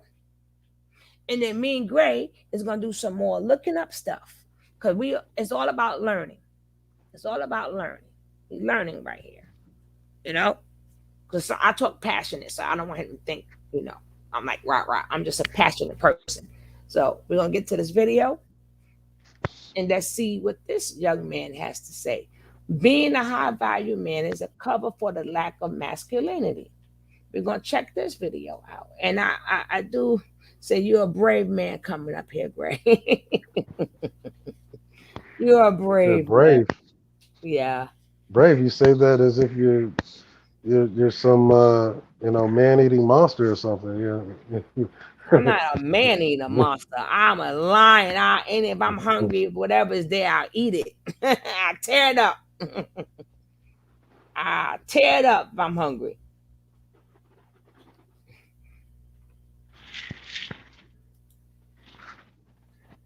Brothers work. You have this feminine mindset where you love the tea, you love the smoke, you love to see men at odds on the internet for some reason. So I feel like I needed to address that. I know that when it comes to this whole high value male thing, I think it's safe to say that that Brother Samuels is one of the spokespersons for this. I have no issue with that brother. I haven't watched enough of his content to even address him. You know, I see him on major platforms, and I've checked those videos out. But I would love to see that brother end up on the Oprah show or even speaking at the White House. To put his mission out, right? So again, this is no smoke at any particular YouTuber. Oh man, the reason I'm making this video, well, hold on. When I scroll on my, hold on, Jessica, when you're ready to come up, you can come back up, and then we're gonna have Gray come back up because it really is supposed to start it out as a woman's chat, and then when we do a man's chat, we're gonna let the men their chat. To be honest, I didn't hear you say or specify it. I like to hear both points of view because, hey, you just made me look into the internet and you gave me a Pacific ear. You know, it's not like I didn't get anything out the conversation, but I want to start with us first, and then see what we have to say in our feelings and emotions, right? And then we'll have the men come in and bring in their feelings and their emotions. Because if we don't do it like that in order, then we're going to keep going. It's going to look like a gender war, but it's really not. So we're going to speak our feelings, and then you guys can speak your feelings. Is that okay with you? Hey, this is your show. You know, I'm a guest. Okay. When you're ready to come back in, Jessica, you come on in. And in the meantime, we're going to hear what this young man has to say. My IG feed, right? You know, I see young brothers, posted up in front of, the new car they bought. Hashtag high value male. You know, I see brothers with the wad of money. I see brothers spreading the cheese on their arm. Hashtag high value male. And I'm like, this is a problem. I'm like, we're beginning to go down a very dark road that I'm assuming nobody else can see, right? Now, I don't know all the tenets of being a high value man, but after I heard the first one, which is, a man needs to make this much money, I knew the rest of it was bullshit. I didn't have to hear anything else. I said, anything that comes after that, it has to be BS, right? Now, to the men that are confused, you young brothers that are kind of on the fence, like, well, what is a high value man? How am I supposed to move? It's not your fault. It's not your fault. It's my fault. It's brothers that are my age. It's our fault because we're the ones that have allowed you to even get this far. You know what I'm saying?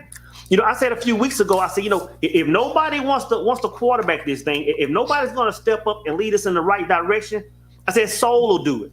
I said, give me the ball. I said, give me the ball and watch me work, right? So I'll quarterback this thing. And I'm telling you right now, most of you young brothers have no clue what a high value man. Most of you brothers have no clue what a man is.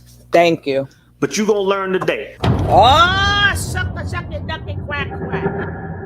Is it not written in your law that ye are gods? You understand what I'm saying? So it just depends on what level you own based on,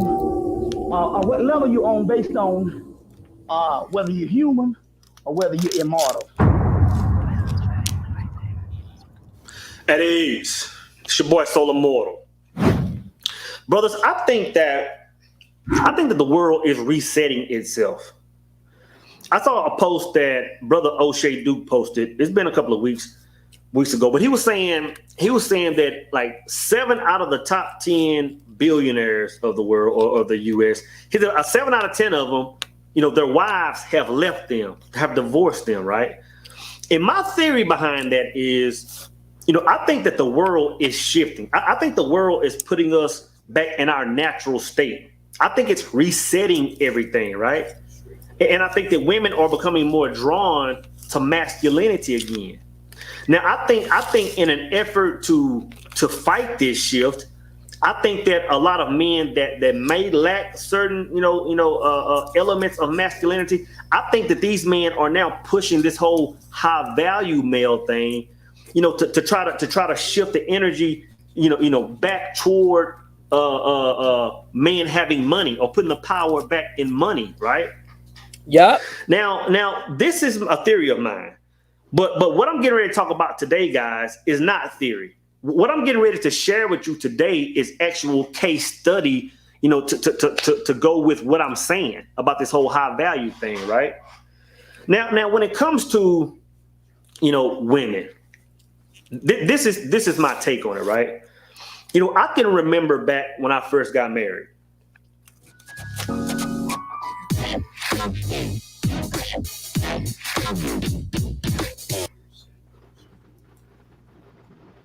A number of my videos, you know, I got married at a young age. I was 21. We were young. We were in the military. I know we did some time. We spent some time in Georgia. And I remember when we moved to Oklahoma, Fort Sill, right? I was in my early 20s, right? And I can remember we were renting this house from a man. Landlord was a jackass. And I remember when that lease was up, we moved to a townhome. And I remember the old landlord saying, hey, you know what? You got to, you know, on this day, if I don't have the keys, I'm going to charge you a whole nother month's rent.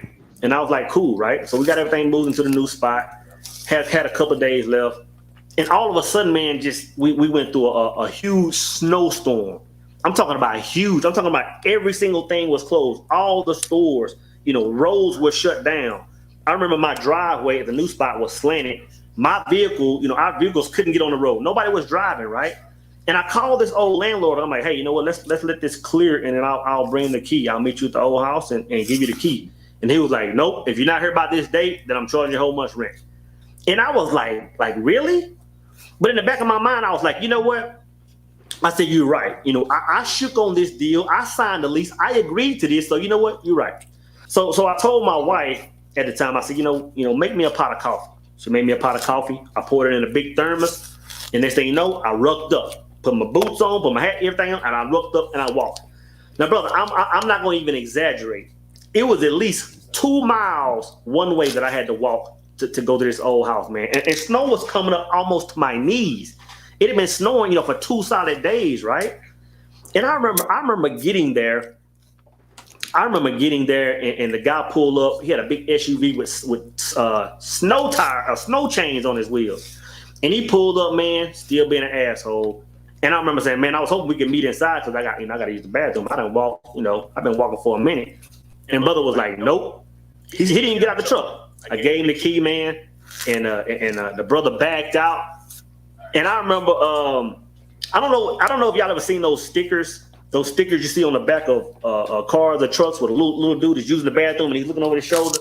That was me, man. I went to this brother's bushes and I'm using the bathroom and I'm looking at him back up, and he had 10 on his car. I couldn't see inside his vehicle, but I'm sure this brother was probably flipping me off, man, calling me all kind of ninjas and everything else. But I remember walking back home. Again, another 2 miles in the snow, man. I remember walking back home and my wife just being glad, man, that I handled that. Like, I took care of that situation, you know. And it wasn't 5-10 minutes later, man. Power went down. Snow had shut everything down. We had no power. Now, the thing is, we had a fireplace. It was getting cold. We had a fireplace, but the fact that we had just moved in, but I hadn't even got no firewood yet. I wasn't even prepared, right? After a couple of hours, man, that installation started giving up. House started getting cold, right? But I got my axe. I went across the street. I'm out there cutting, man, about an hour and a half straight, man. I'm bringing plenty timber back. You know what I'm saying? So we had heat.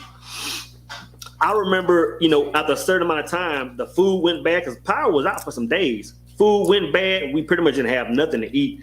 And I had these MREs that I kept in my truck when we used to go to the field. If you don't know what MREs are, those are meals ready to eat. You know, when you go to the field in the military, you got the little bag, put a little water in it, shake it up, and it heats your food up. You got spaghetti and chicken and all kind of stuff. And brother, I remember for 2 days, me and my wife ate MREs, brother. And I remember, you know, a couple of days later, everything cleared up, snow was gone, life was back to normal. Now, over the next 7 or 8 years, my wife and I, man, we would grow to do big things, man. You know, we got in some solid careers. I sent her to college. She got in the medical field. She was making the bag. I was making the bag. You know, we had a house built. We were buying cars, big rings, taking trips. Life was good, right? But I guarantee you this. if you were to call my ex-wife right now and ask her, what elements of your ex-husband would you say made him a high value male? Do you think she would say, oh, well, he was able to, put me in certain cars. He was able to take me on certain trips. He was able to put certain bags on my shoulder. Do you think she would say that? Or do you think she would say, you know what? It was that man's survival ability.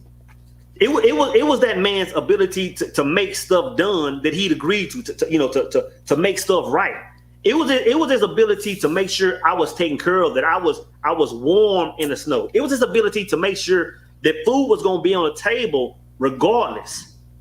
It would have nothing to do with the amount of money I brought in, the things that I was able to shower her with. I agree. It would have nothing to do with that. Exactly. And the thing is, a lot of you young brothers are getting that confused. Yep. A lot of you brothers are getting to the point now where you're unable to tap into your masculinity because you're putting so much emphasis on the bag and what the bag can do. Mm-hmm. What you understand is, man, if you put that energy in the bag, then what happens when this world, financial system collapses and nobody's working? Yeah. In a straight survival mode. Yep. That's when you'll be able to determine what the high value male is. So you got to go back to a point before all this technology took over everybody's lives, man. You let the bottom fall out, man. And all these guys with the big bags and all this stuff, and they're putting their energy in that, brother. It's gonna be a rude awakening, man. It's gonna be a rude awakening. Even thinking about my son, right? A lot of you know that I'm a single father. It's me and my son. We rocking out. A few months ago, about a month and a half ago, I'm sitting here making a YouTube video, man, and I get a phone call, and it's my son's school, and the principal's like, Mr. Soul or whatever. He was like, yeah, I need you to come up here and pick your son. We had an issue on the bus. Your son was getting ready to get on the bus. And now all we know is that, another young kid is bleeding, having to get stitches, and yada, yada, yada. You got to come get him. Like, this is a major issue, man. And I'm thinking in my mind, like, I know my son. I'm like, I know how my son moves, man. Like my son is bigger than me now. He almost 6 foot, right?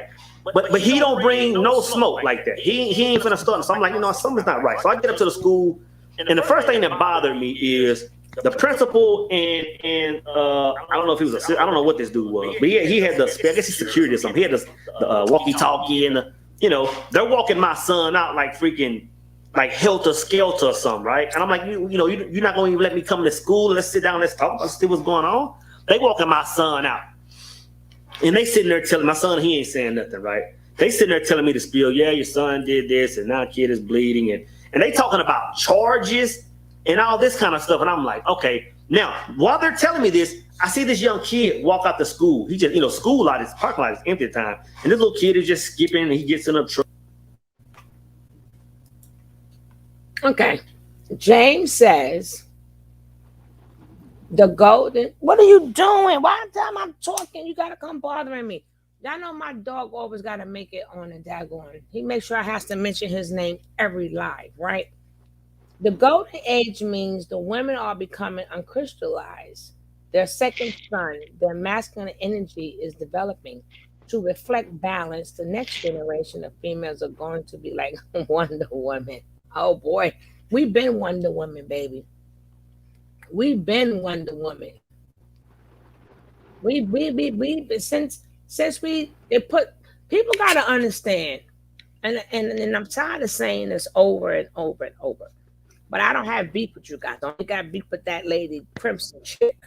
Some person I got beef with, right? It was always masculine energy was always in us, because you got masculine signs, you got feminine signs. Some women are passionate, but when they brought us over here and once they separated us and we held down the family, that wasn't something that was learned overnight. So even if we was back in Africa, that meant we was holding stuff down then too. We didn't just automatically snap into being a mother, because you got to remember back then, it was a lot of war and stuff going on. A lot of them men never came back home. So this is something we have always done. So when it was easy for us to spring into action when we got here. We did not, oh my God, we don't know what to do. We just scary women and they taking our babies away. Oh, what do we do? Our man is getting, so we knew what to do. So that means it was always in us. I don't know why y'all don't seem to understand that. That come with that women know that was not women. Everything y'all think of women was not women because the math does not add up. This happened when I speak upon things that happened in Africa. You will have to show me when it was a time when there were no wars, no famine, no men dying, and it was all men the head of the household or whatever. No, women always held it down. Men had to work, men had to go out there and fish. And sometimes when men used to have to go to work, they used to be from damn near sun up to sundown. The women was holding it down. And then by the time we get here, y'all wasn't picking cotton by yourself. Who you think was sitting on us beside y'all picking cotton?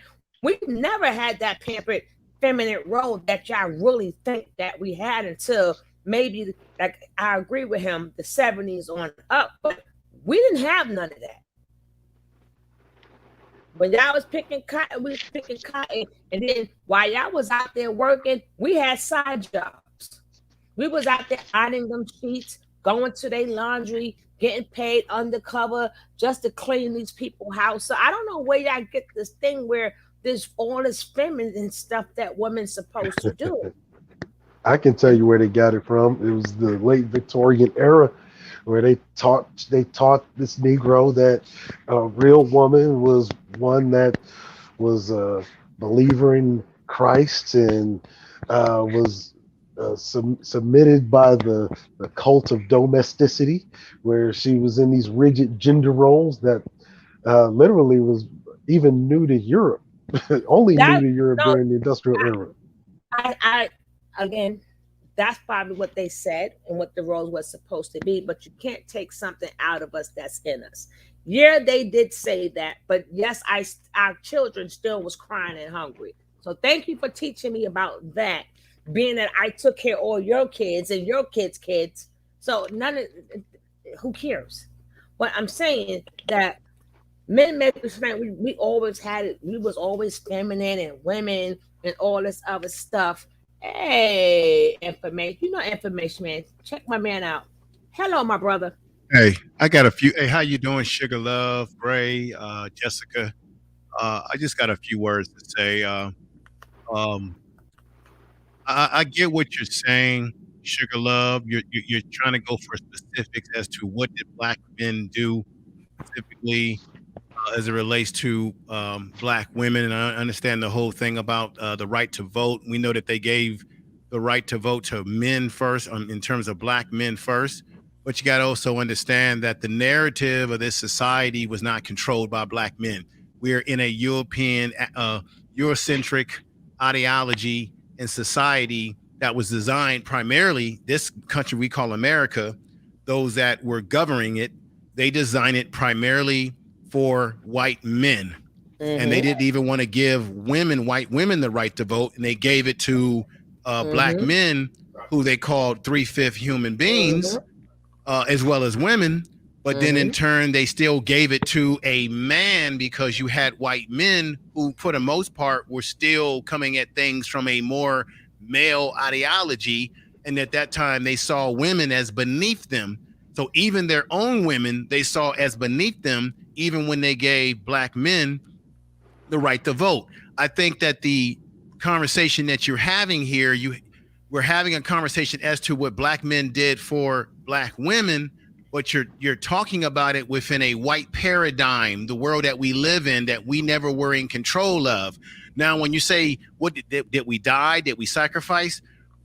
Like Gray was saying, the ideology of the civil rights movement, as you know, was not an ideology of this is just for the men. When men were out there marching and fighting just alongside women as well, I don't think black men necessarily were saying to themselves, I'm only doing this for myself. They were back doing then, this. you know, They were I'm doing sorry to this. interrupt you, They were. but Go back ahead, then, Gray. No, let him finish. I want to finish my point Yeah. here. Black men, I don't think they were going out there saying this is just for the men. I think a lot of black men, which is why they put up them signs saying I am a man. You know why that happened? Let's put it in context. Because you had black men that were killed and crushed in sanitation machines, which is why King had to come out there and do what he did to bring gravity to it. It was black men who were standing up, because at that time in society was what? Centered around a man is to do what? You are to grow up, get married, and you raise a family, and the family is your responsibility to take care of, and not for women that have to worry about going to work. So you're using a paradigm from a different time in society, and we're trying to use today's ideology in terms of women can roar and do whatever they want today. And that black men were not living in a time where society told them it's about equal rights for women, when in fact, black men and black women were both going through a level of no equal rights. So when black men were out there, sacrificing themselves physically, doing civil rights movement, as well as women, there were a lot of, you got to remember, there were a lot of black men that were married. Our families were more intact at that time. So a lot of black men were going out there representing their family and saying, I'm fighting for my child and my woman. So in that sense, now, of course, black women attached themselves to the movement, the suffrage, movement for rights, and you all attached yourself to that because that was a singular issue for, well, we as women want the right to vote. But check this out, Sugar Love. But you know that white women got that right to vote before y'all black women. So when you talk about what have black men done for black women, we've done a hell of a lot more than white women have done for you, that many black women aligned themselves with at one point in time. And white women have benefited from the civil rights movement, as you already know. So why is it that black women, I'm saying this in general, why is it that black women don't ask the question, what have the white women done for them that dragged you into their movement? And ask another question, what have black women done to fight against white women who begin to be the first people on the front lines of white supremacy? Meaning they're the ones who attack black males in school. They're the ones that deem us as what? Hyperactive and out of control. It is white women who have been the face of this at the educational system. What have black women done to battle against the white supremacy of white women who actually do a hell of a lot to destroy black males? So that's why I have a problem with these things about, well, black men haven't done anything for black women. We both have been sacrificing for each other. Right. I did videos on that, and the white women are also the ones that taught up. I did videos on that. I wasn't planning on going back in history. And Gray was right.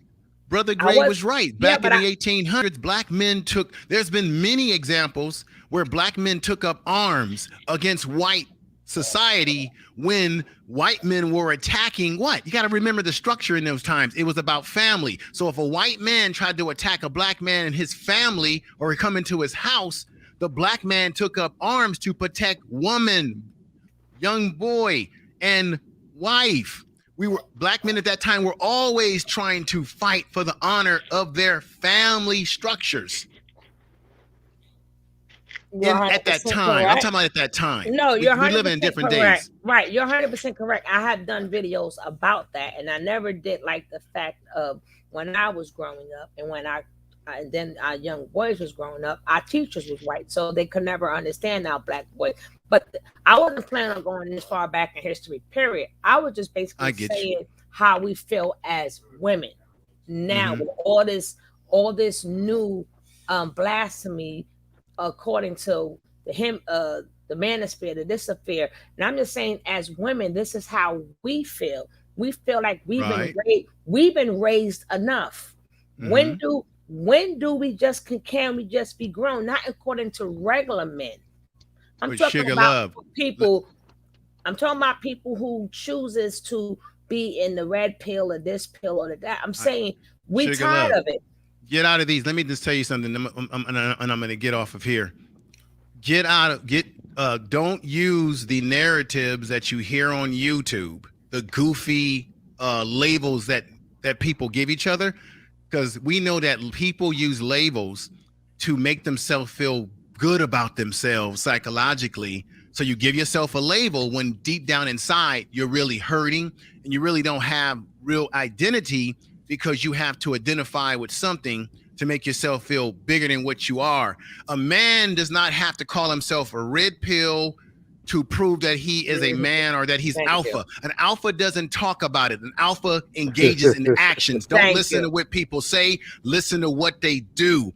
And I'm going to say this to you.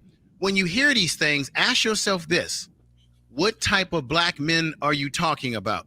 There are black men who certainly go out there and do their job. And then there's black men who may get on social media and have a different perspective that you don't agree with. But that doesn't mean that they speak for all black men and that all black men subscribe to that. That's all I wanted to say. No, I'm pro-man, first of all. I stress this all the time. There's no way I can be pro-women if I have a son and I have nephews. Yeah. You know, but I do believe that brothers do. I think that brothers that talk like this on YouTube, it is their right to express themselves, even if we don't agree with what they're saying, because these are black men who have had individual experiences, and they're in some ways YouTube is therapy. It allows people to express things that they can't express at their job or other places. And it may not be stuff that we want to hear or agree with, but as long as we know that they don't represent all of black society. Yeah, but at the same time, no information, man. You know, my perspective is this: is that there always has to be a line drawn, in which a lot of this rhetoric has literally become a public health risk. And when things become public health risk, you have to put your foot down and say enough is enough. It's just point blank period. That's true. I would agree with that. I would agree with that. And all of this throwing each other under the bus for a money grab. But the same way y'all need therapy, we need therapy too, right? So my thing is still, this is one. That's why I said we was just going to talk about women so we can see how we feel about it. But I'm always pro-man. It's not like I'm not pro-woman. I am a woman first. But I'm still a pro-man because I have a son and I have nephews. So there's no way I'm going to ever choose a side. I don't love my daughter no more. I love my son. I don't love my son no more than I love my daughter. But it's to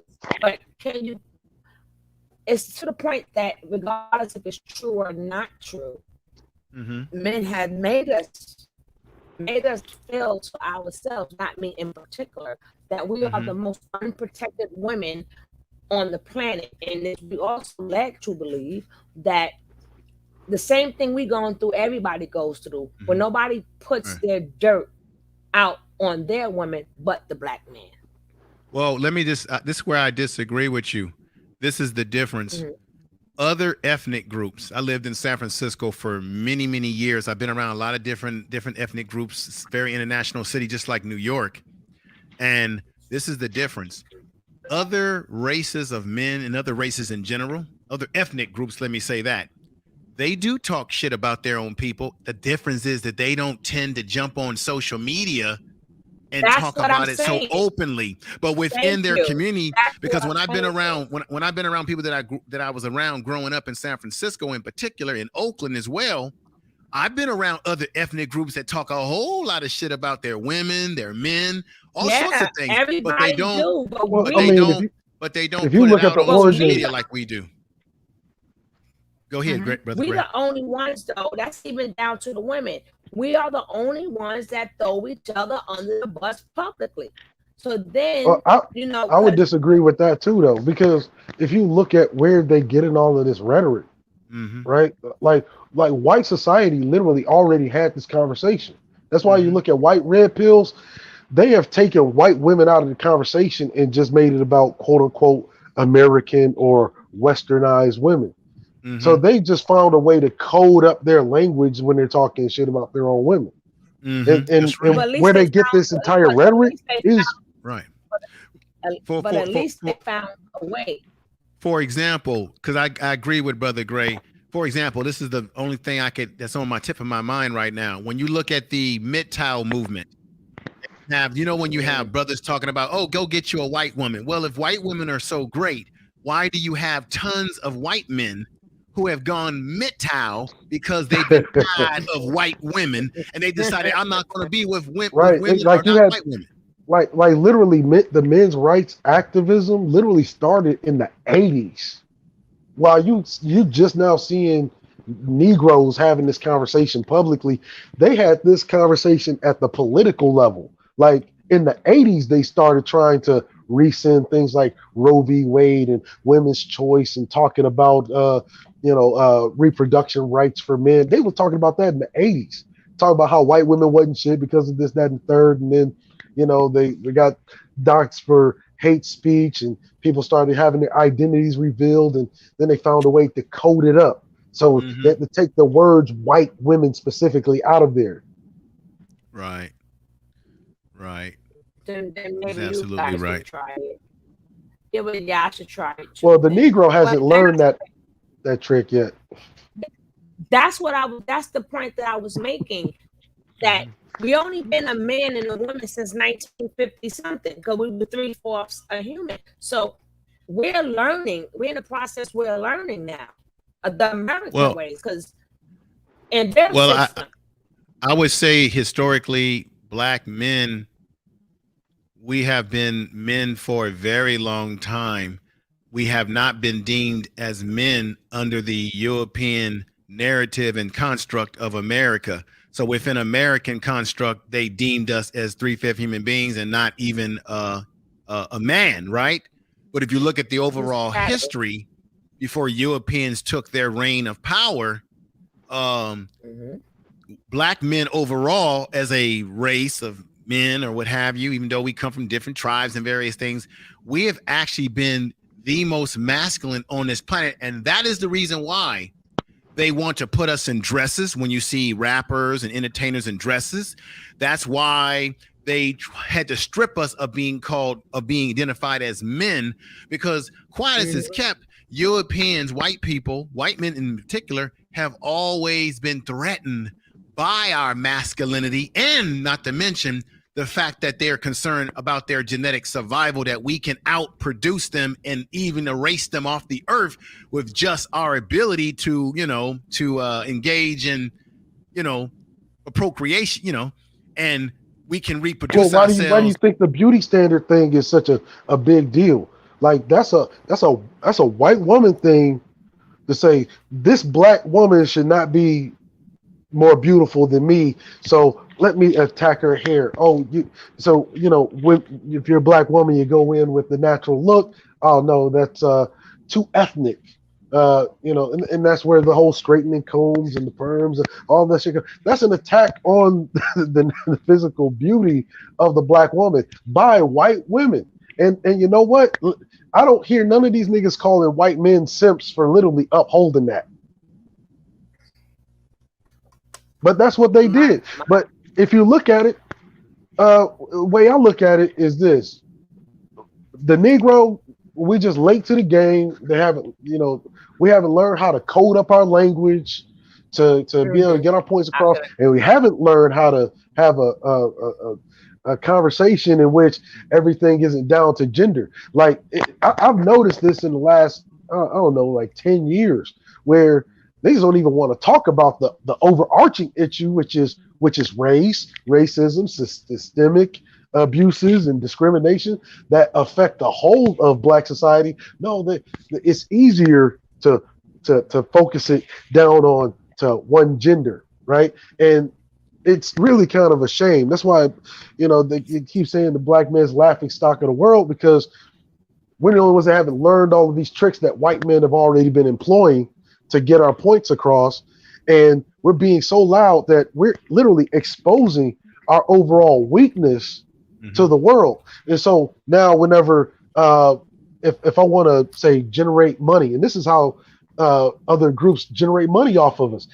They know these niggas ain't trying to get a hold of their own beauty standard because they look at other groups of women as more exotic or as more beautiful. So let me come in here and inject that exotic thing that the Negro desires and sell it to their women. And then next thing you know, you got this Negro in this generation crying about the women wearing, the weaves and all this other nonsense. Right. But see, whenever you're throwing your weakness out there into the aether like that, what you're doing is you're giving literally a smoke signal, like, hey, here's the chink in my armor. Here's a chink in my armor. I'm insecure about the growing political power of my women. Or I'm insecure about not having power as a man in society, or being able to operate in Western society as a fully functional adult male, because I can't really blame it on the white man. So what I'm gonna do is I'm gonna blame it on this black woman, because if she was better, or what they're really saying, if she was more like Becky, I'd be able to get somewhere. That's literally the whole psychology behind what these Negroes are saying. Right. It's cultural. It's cultural conditioning. We're culturally conditioned to undervalue, marginalize each other, because we put white people, white men, white women on pedestals. And the thing that always kills me, Gray, is that when you have Negroes who will pedestalize white women and say, well, go get your white woman, and not realize that a lot of white women were the reasons why black communities got destroyed, why black men got hung on trees. On me, it was in my the culture I grew up in. In the culture I grew up in, man, that white woman shit was so serious, man. Like, I'm from Alabama. Mm-hmm. Like when I was a little kid, like, I remember my grandfather, my dad, my uncles literally coming back from the war, exchanging gunfire with the Alabama sheriff. Right. But you see what I'm saying? Growing up and seeing that gives you a whole different perspective, a real perspective that a lot of guys didn't experience, and they don't have the know-how to understand what you're talking about right now, because they just see it as they're living in their little bubble. And don't get it wrong, shit. My mom, I never really got to know my mom personally or intimate, because she died, when I was like 6. Right. But all my siblings, they got to know her. Right. They're like, shit, mom was a gangster. She was out there popping caps at the sheriffs too. And that's just what I'm saying. Is like this whole like gender conversation. Like, this is really some new shit, and it's really just a political ploy, so people can keep taking advantage of you. But the Negro doesn't really understand, because again, he doesn't come from that perspective to know that you got to keep your fucking culture tight. Don't get to exposing your weakness to everyone, because that gives everyone an opportunity to exploit those weaknesses. And now, next thing you know, your black woman is going to the Asian nail shop. She's going to get Chinese food. She's going to get Birkin bags and Saks Fifth Avenue. But she's not going to spend that money with you, who you have an opportunity to actually, collect that money. Right. And expand it out and build the community that you want. Like, when you really hear these Negroes, and I've been saying it, like, information man, my rhetoric from way back when, that we as men have to build the type of women and young men that we want to see in our community. You can't go to another group of people, say white, Hispanic, Asian, otherwise, and then say, oh, these people are better, because what you're saying is that group of men are better because they were able to produce women that are better than the women that you have in your community, which is a bunch of nonsense. While everybody else, and if you notice, in this generation, if you notice, everybody's making a land grab. When I say a land grab, they're making a grab for this black woman. Matter of fact, I just found out this dude, Jack Harlow, right? He's a rapper. I just found out this dude was white. And I looked at his album cover. You'll see a black woman's thigh laying across the bottom of his album cover. Right. Everybody is literally making a grab for this black woman. Everybody makes money. Other ethnic groups and cultures have figured out a way to monetize and get rich and make money off of black culture. Off of our division, but black not really off of black culture, off of our division. Off of our division, and let me say this, and off of what we think is black culture. So, like, when you look at rap music, things that we may stereotypically identify as black culture, other groups have figured out a way to make money off of it. But I don't think black people, as funny as it may sound, have figured out a way to exploit and make the money off of our own, whatever we want to deem as our culture. Other groups always come in and take the bag from when us. it comes to culture, it is always men who have to hold the line at what is our culture going to be. See, whenever we start as men, when we start allowing other groups of men to take part into something that should be our cultural property, you're basically giving your enemy literally the keys to your kingdom. Right. I totally agree with that. But Sugar Love, I'm gonna step down.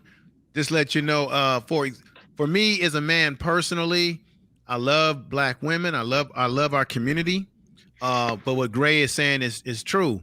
We got, as men, we have to set the barometer for what we want our community to be. We have to set the standards, and it has to be by our actions, not our words. Actions have to be the dictate, because people follow you based on what they see you do. And if black men can get on board with that type of attitude by action, we can carry and lead the community. A lot of us want to call ourselves leaders and call ourselves alpha this and that. But last time I checked, you have to lead by your actions.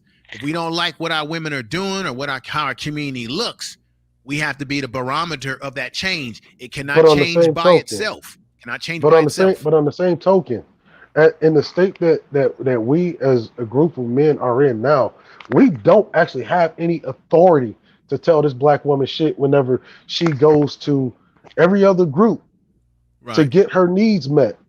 The needs that we are supposed to meet. Let me say this where I disagree with you. I think this there are. This is true. This is true. This is true. Let me say this, brother. I think that there are some. I think there are those black men in the community, and the reason why I know this, brother, because my organization does this type of work. There are black brotherhoods, black men out here who do get the respect of the community and of their women based on our actions. And then there are those black men who don't get the respect because they're not about shit. They ain't shit. They ain't ever going to be shit. And they're not trying to do anything. And black women are not going to submit themselves or give their trust to men that are like that. But I get what you're saying, Gray. You're saying that if our women have to go to the white man and the Asian man and get their products. I'll put it this way, because what I'm saying needs men, take for instance, if we were organized, the black woman wouldn't have to wait for a stimulus from the government. We already have that. Right. I see what you're saying. They wouldn't have to wait for PPE from somebody. We wouldn't have that because we'd already have it. Right, these are basic needs. Like in the case of a disaster, she wouldn't have to depend on extra governmental organizations in their time of need, bro. Like this is literally what my organization is about. That's I get that. I get that, but I get what you're saying, but the truth of the matter is the money that the government gave us, that was already our money. It was already our taxes. Yeah, they didn't really give us a handout. They gave us our own goddamn money back to us that they would have taken from us from the get-go anyway. But well, first of all, ain't nothing to hand out in America. Like nothing is a handout in America. But what I'm saying is when I said that comment, right? For instance, if the black man got it, like we were earlier just talking about the high level of unemployment amongst black males. Now, if she wants to find a black male that's employed, is she gonna try to have her luck of the draw in what's left out here of the employed black males? Or she's gonna try to build her a black male that's productive, right? With that nurturing spirit that she has, or she's just gonna go without. And this whole nonsense that I keep hearing from Negroes is they act like women are just supposed to want to have men. Like I don't know if they're like living in some kind of a time loop or something where they're trapped in the the 50s, the 40s, and the 30s, where women more likely needed men because of the lack of rights. But now you see women perfectly happy being by themselves. Like if I can get what I want, I'm fine by my damn self. I can do bad by myself. That's literally the mindset that these women are having today, and that's not even exclusive to black women. Like we keep pretending like we're living in the 30s and 40s where we had these intact families. No, you were trained to have intact families because you knew who your enemy was then. And then what happened was whenever they stopped calling you a Negro and a nigger and all of these mad things, and when those lone wolf attacks where they would attack your grandma or your mom when she's walking home from working in somebody's house, whenever those start to calm down a little bit, now all of a sudden you think that this thing that's sitting out here is not your enemy anymore. You think you don't even have a battle to fight anymore. You think you've arrived.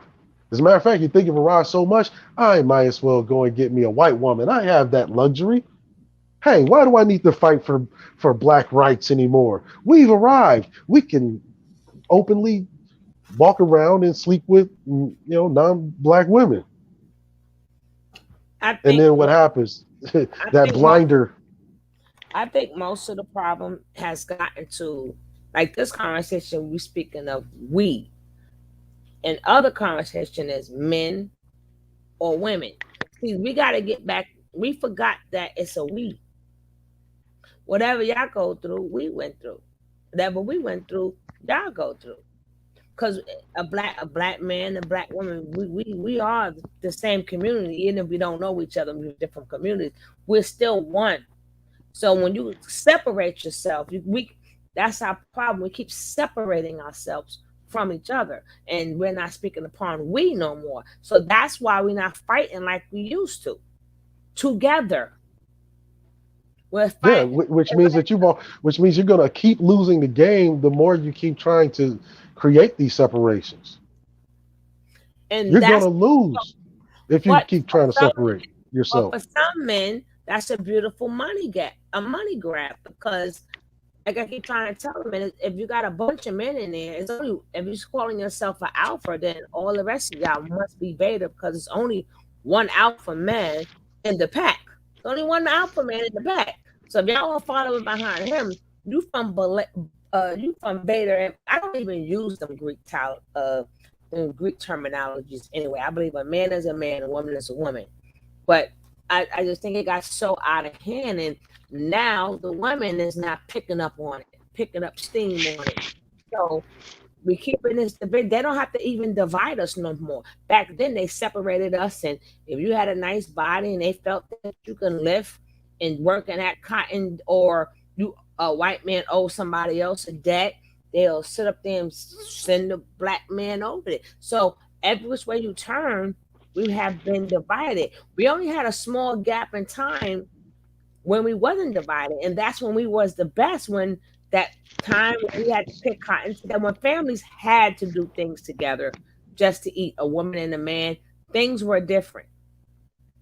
Now when a woman started, now she want to work, or matter of fact, when they had to work together, because women always work, we wasn't just stay home people.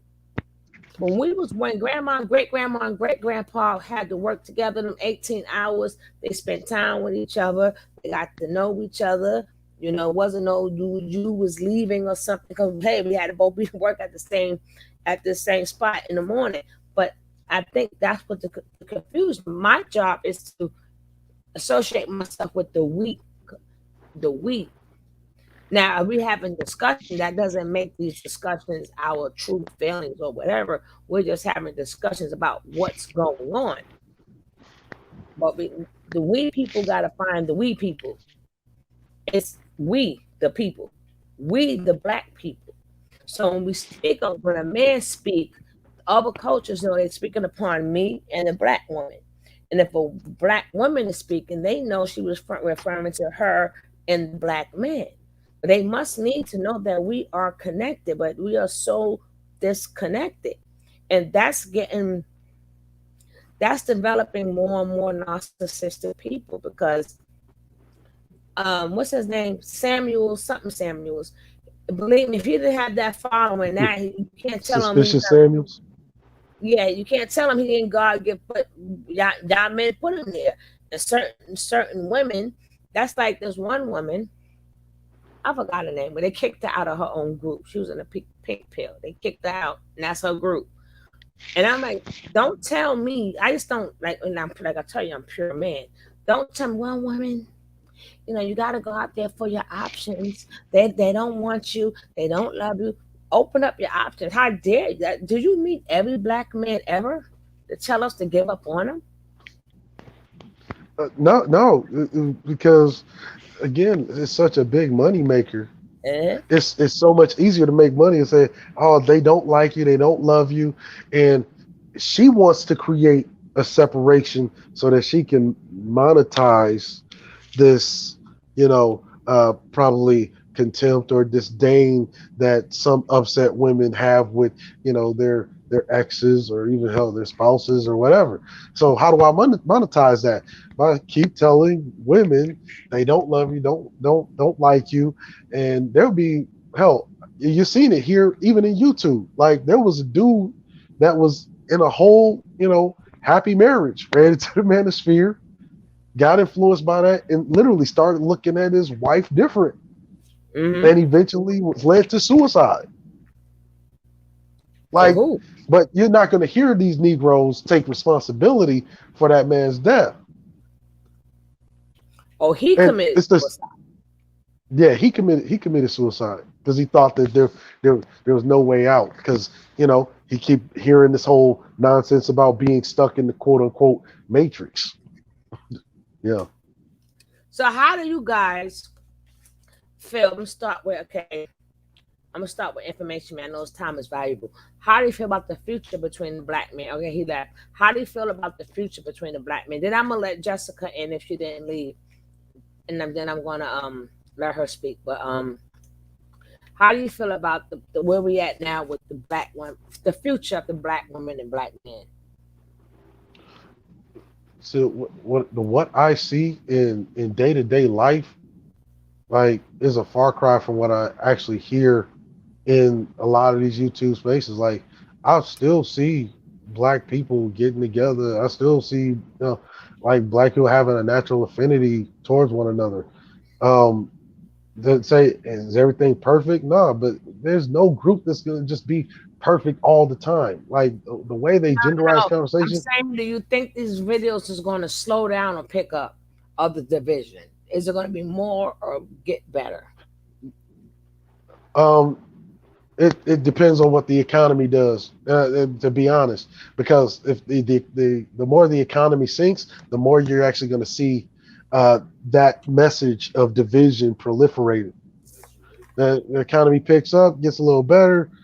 People start getting into decent jobs or making their own jobs, and you don't really hear a whole lot of that anymore.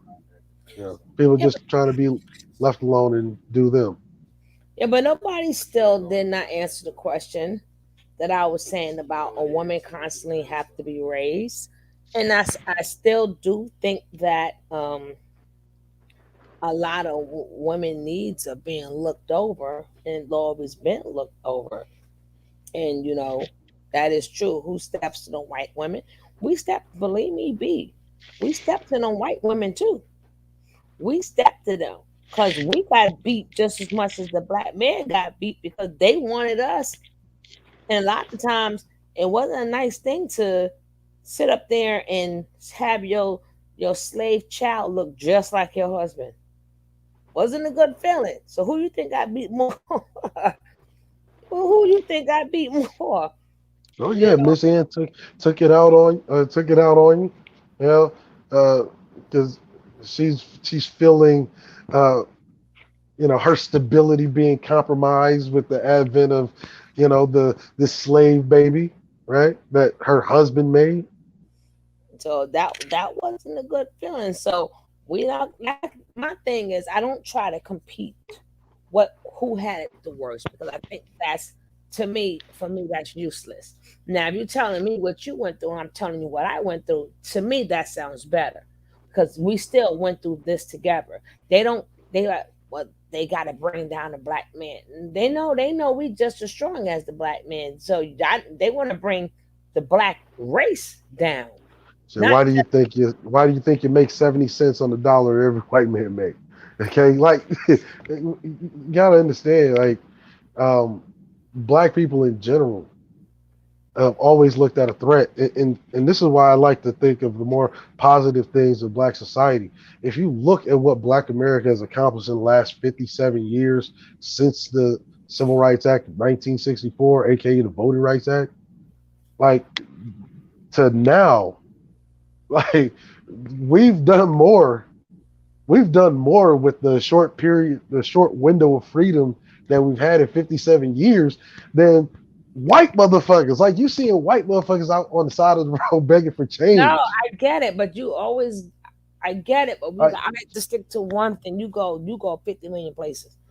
But I'm just saying that a lot of times we try to compare, even regardless of what age or what time, we always have to compare. Well, who cut is the deepest or who hurt the most when we both been cut by the same thing. We both got the same wounds as people. I think that's an overall dumb conversation to have anyway, because it's like asking, what would you rather be stabbed with, a 4-inch knife or a 9-inch knife? Motherfucker, I still got stabbed. That's still not what I'm saying. I'm saying is that we always one person is trying to say, well, the black woman, let me say it in this way. Well, the black man had it worse. Then you got the black woman that's saying the black woman had it worse when we both had it bad. We both got beat from the same whip. We were hung just as much as y'all were hung. We was abused as the black race, period. So yeah, it's not an oppression Olympics. Until we stop trying to figure out who had it the worst.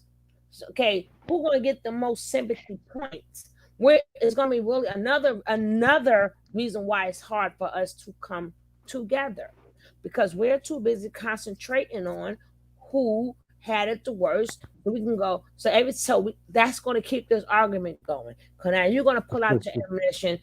Even though the white lady did do us dirty, at least they did all of that. But again, when we did do the civil rights or whatever, but why did the white lady why did we have to join the white lady? Why didn't the black man fight for our rights to vote?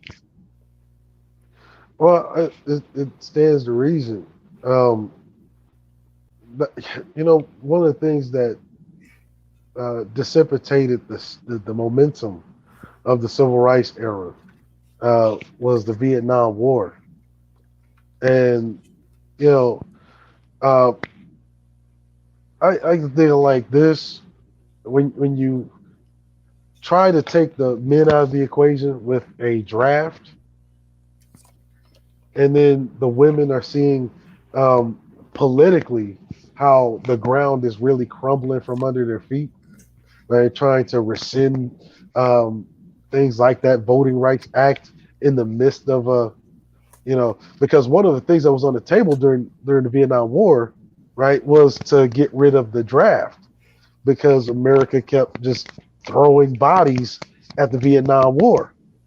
And in the Vietnam War, women were actually on the forefront of the anti-war protest, which was a political protest to end the draft.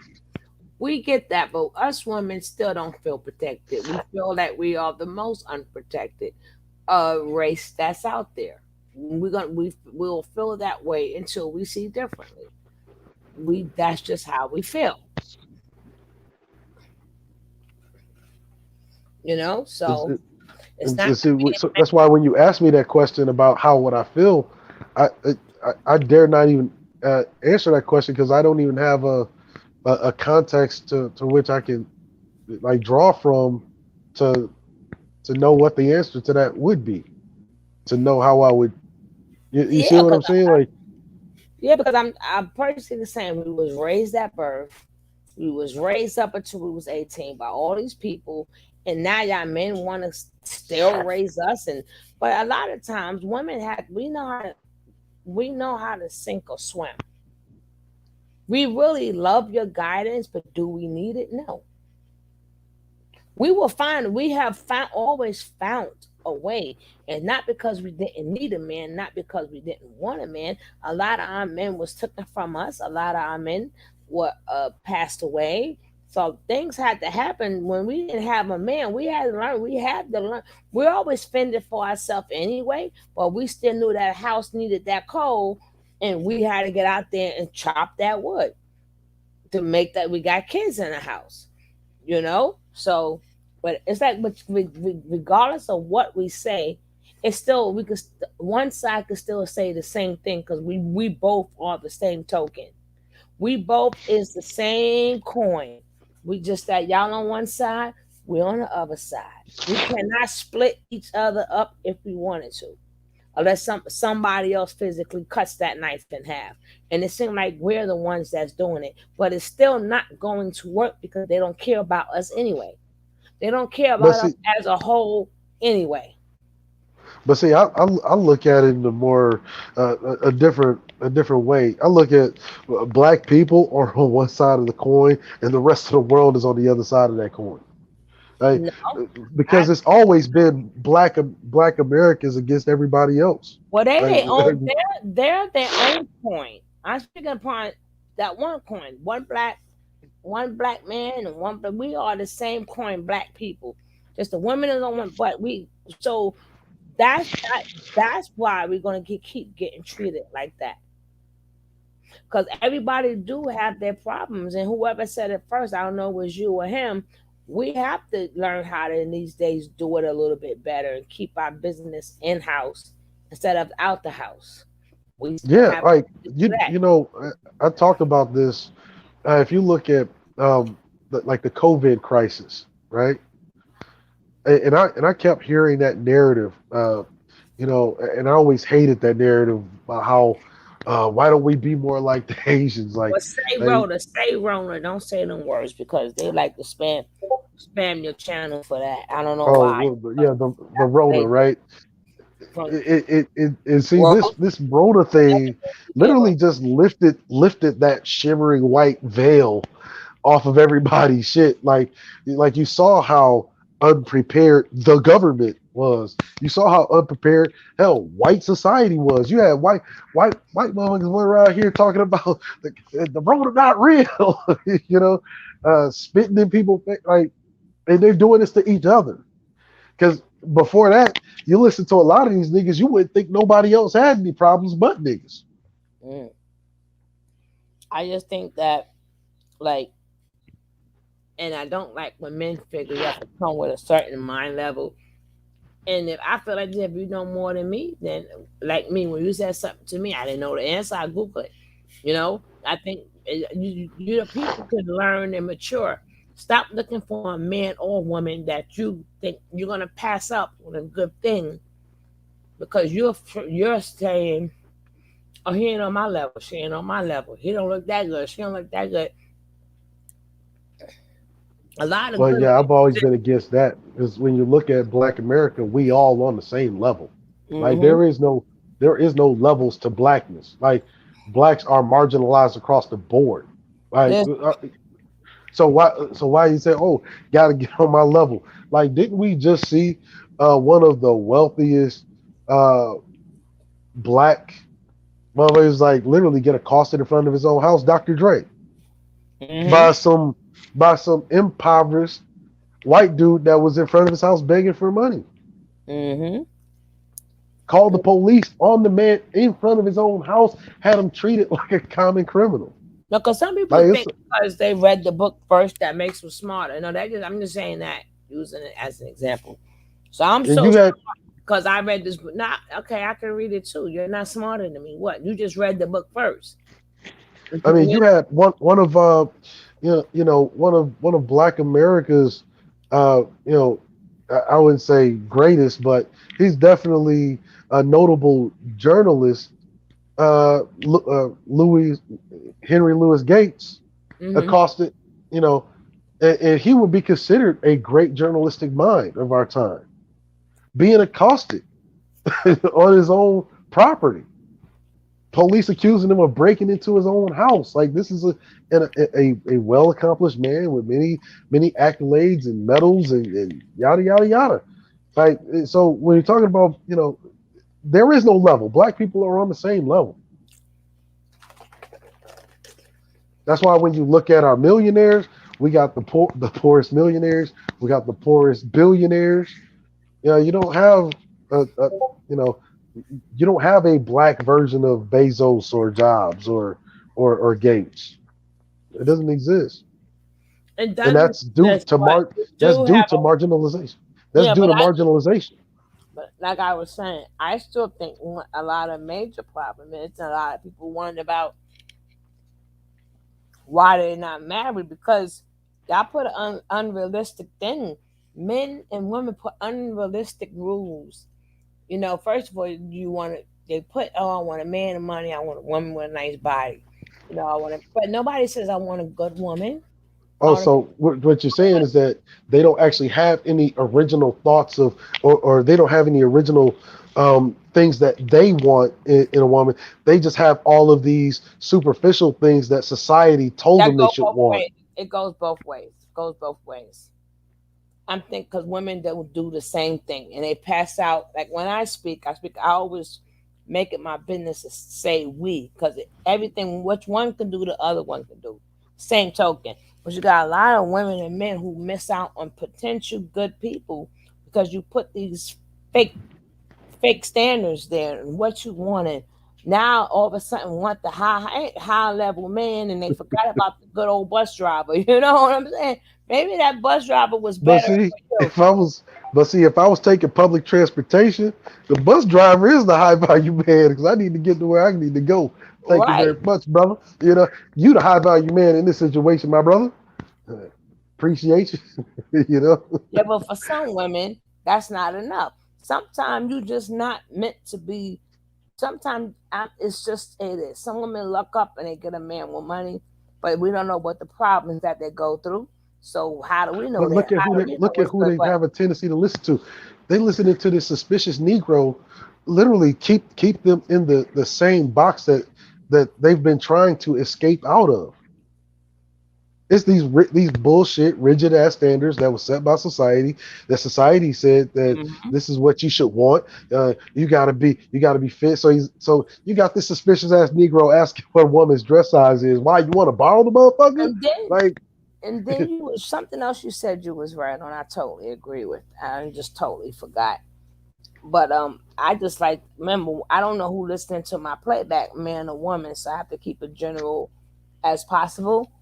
But a lot of my main thing is it was a beautiful song by Raphael Sadiq called "Still a Man." Right? Every time I hear that song, it just I don't know why it makes me want to cry. Right? But it makes me want to cry. But it's a good song by Raphael Sadiq called "Still a Man." But like I said, we too busy looking. Oh, we was talking about now these women because these men expect these things from them. Now they got to go get the ejections, the big butts, the BBLs, and all this other Well, stuff. I was talking about how other cultures monetize, and like when you see, like, is a good a good social experiment you could do. Like when you hear a Negro online talking about, oh, she should be this, she should be that, and that, and the third. Just go to that nigga's Instagram and see what pictures that motherfucker liking, and that'll tell you whether or not he about his shit or not. Because 9 times out of 10, what you see, and they sit there and say, I want this in a woman, and I want this in a woman, and I want that in a woman. And then you go you go to his Instagram feed, and he got nothing but a bunch of pictures of Insta hoes, right? But I don't. I'm not going through all that because the But point is, I know.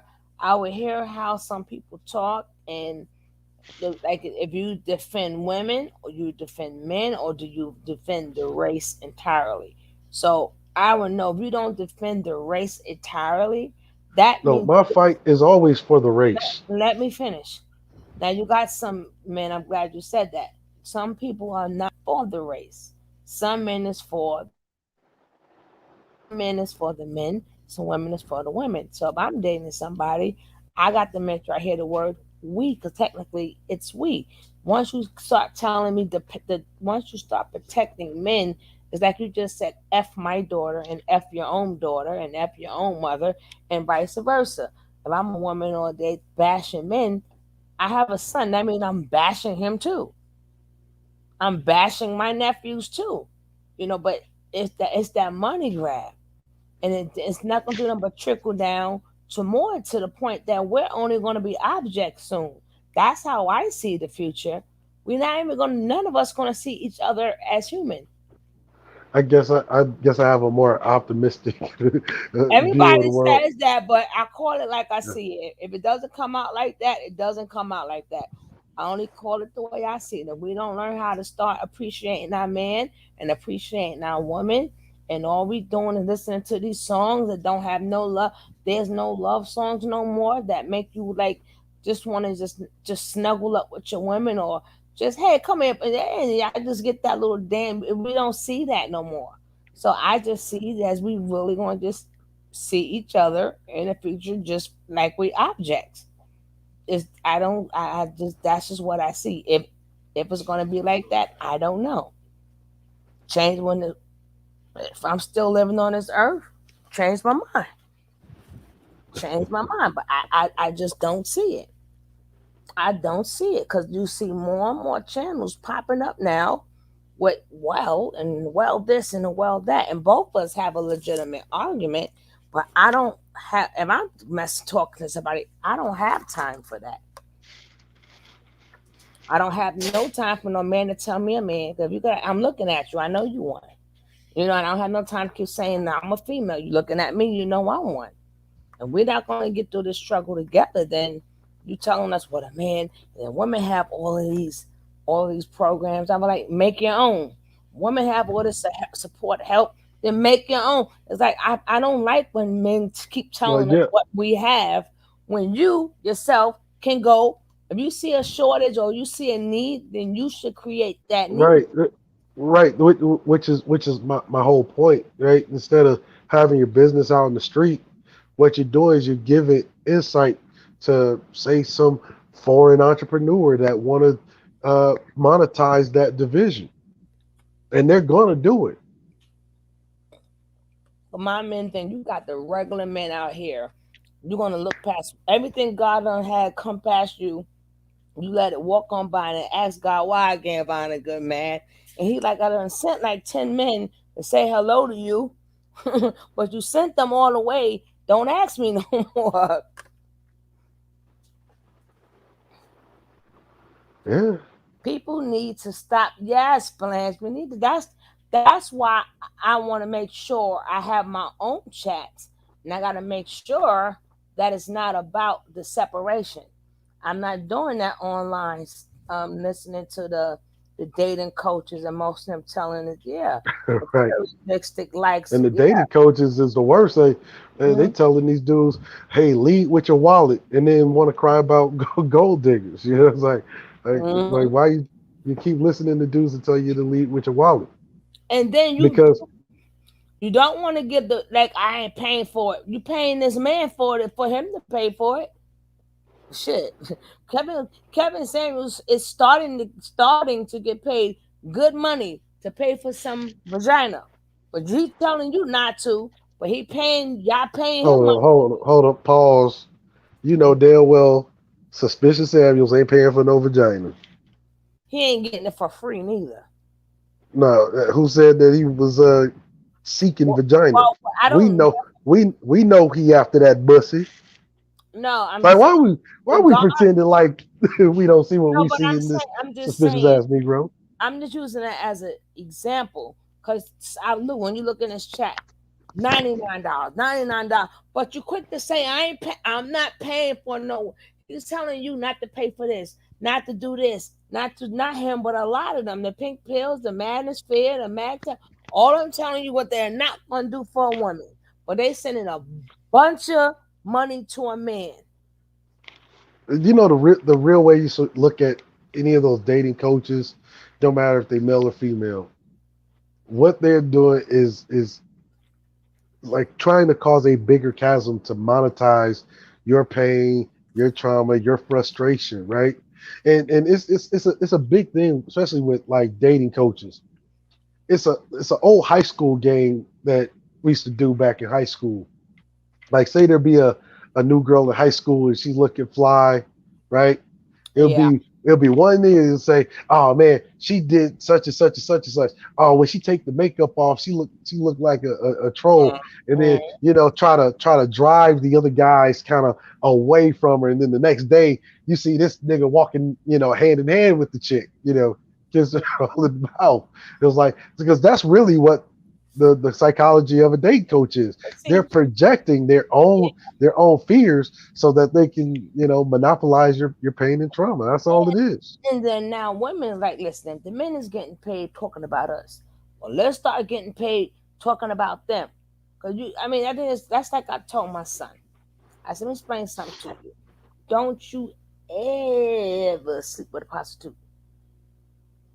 Don't go for no prostitute. Don't sleep with no prostitute. And there's nothing wrong with her being a prostitute. But the problem is you're not taking care of the next man. The money goes straight to him. I'll be damned if you're going to take your money and she going to give it to him and he's walking around, acting like he's high value. He's better than regular men. But all your men come from that money from women laying on their back. Madam Love, I'll just put this out here. Like that pimping shit, I don't really see a whole lot of that. Like no, but they changed the word pimp into poly now. So they and change it up. That if you look on YouTube, everybody's poly. Polyamorous, polygamous. Yeah, that's the new name for it now. Because it has no culture to it. It has none. Well, you live here, you live there. Because I'd be damned. Now all of us live in the same house. We'll put all our money together. I wish the hell I would. No, I would not. I mean, what this sometimes some of these shows, it's very entertaining. You don't care for it, but they had some guy that you got what you bringing to the table. What?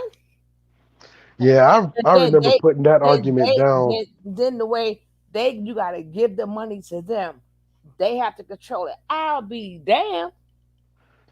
Yeah, I remember putting that argument down on too many occasions. And I used to instruct people like, look, if a nigga come to you talking about what you bring to the table, your appropriate response is, excuse me, it sounds like you asking me, do I want to be head of the household? Because that's really what that phrase is. Because that's something typically that women would ask men to see if they were viable suitors. That's why that question has always been, aimed at men mostly. But like I said, a lot of men, y'all too busy talking about us, but not realizing y'all don't understand how y'all look to females. Y'all don't. I know if y'all think that the women out there twerking and not being a good mom is not a good look, y'all gotta see not you. Y'all gotta see how y'all look. We like, damn. When you want to shine his shoes and kiss his feet too, I'm like the point of men just gathering up like that looks. We like damn. That makes all of y'all seem like y'all part of the alphabet game. Like who stands on their own? Like what man sit around all day talking about women and telling you what to do, what not to do? Like what man got and nobody got the right to tell nobody what number they are. Oh, you a 5, you a 7. How much you weigh? How much you think of yourself? I think I'm 100%. I don't give a. You know what I'm saying? I don't think God did nothing wrong with me. I think everybody should feel that way. God ain't make no mistakes. Whatever there's nothing wrong with my nose, nothing. And you got women that would say, "What are you crunching on?" Oh, it's Potato chips. No, it's hard candy. Oh, cause it's so funny when these people speak is low, but every little thing that you think people don't hear, they hear it so loud. That's so crazy with this microphone. But that's the same thing I tell a man. Don't. If somebody asks you I'm a 10, They can say no all they want, but why should I know? That's what I am. You ask me, that's what I am. What do you want me to do? Go back and change?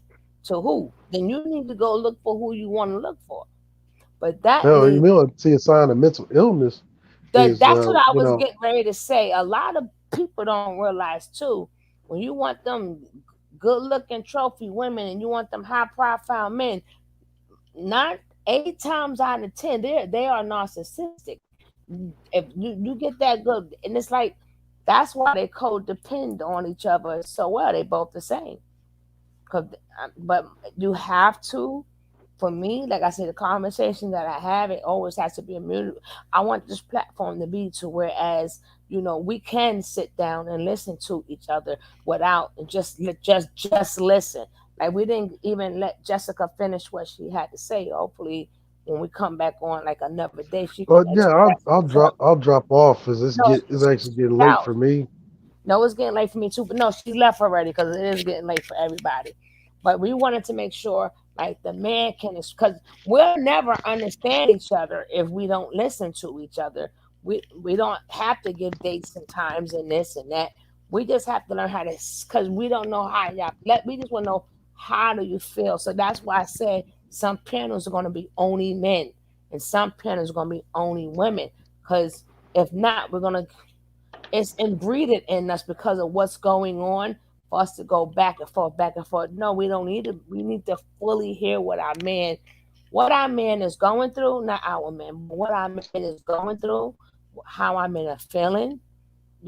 Is it stress? That's why I said before when when they was talking about the wannabe beta males and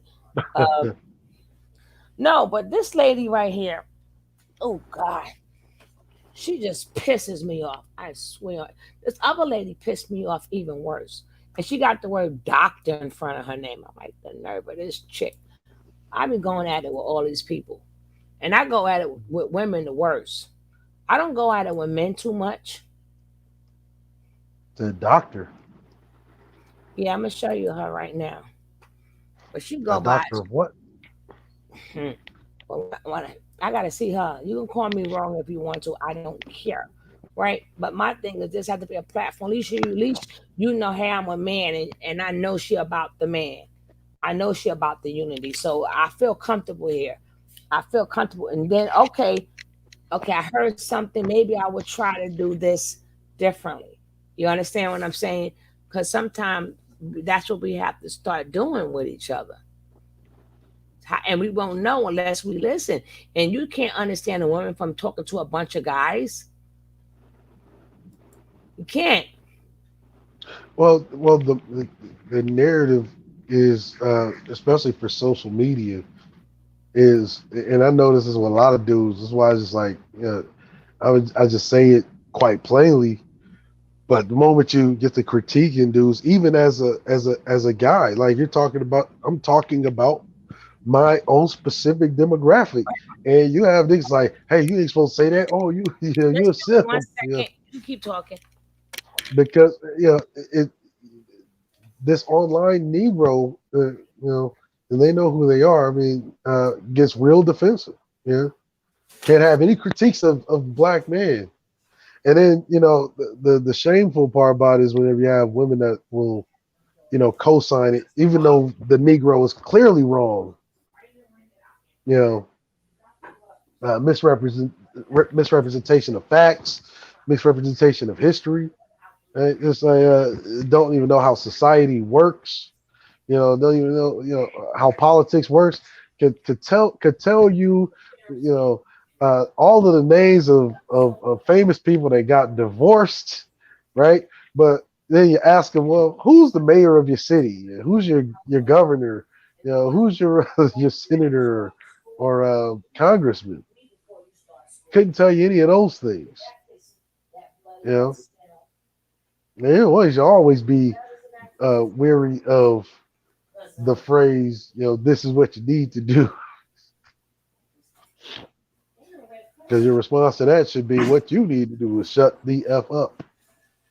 There's a great many people have been led astray by some charlatan sitting there here telling them what you need to do, what you need to do, what you need to do. What is And then you that? look at, and then you really examine their lives. Like, let's just take Suspicious Samuels. Mm-hmm. You Now know, this you go lady, telling the woman she gonna die alone. But like, nigga, you just became famous in your 50s. Before that, you was making under $1,000 a month. Yeah, in your 50s though, you was making that. my thing is, the only problem I have with him and others. I'm like, you make it look bad for regular men. You're a regular man too. Now, now Well, that's the thing is that the guys that follow Suspicious Samuels don't even see how he's literally degrading them. that's what I keep trying to tell people. Now this chick got me mad, right? I tell you, I argue with women, not men, right? 'Cause let me tell you,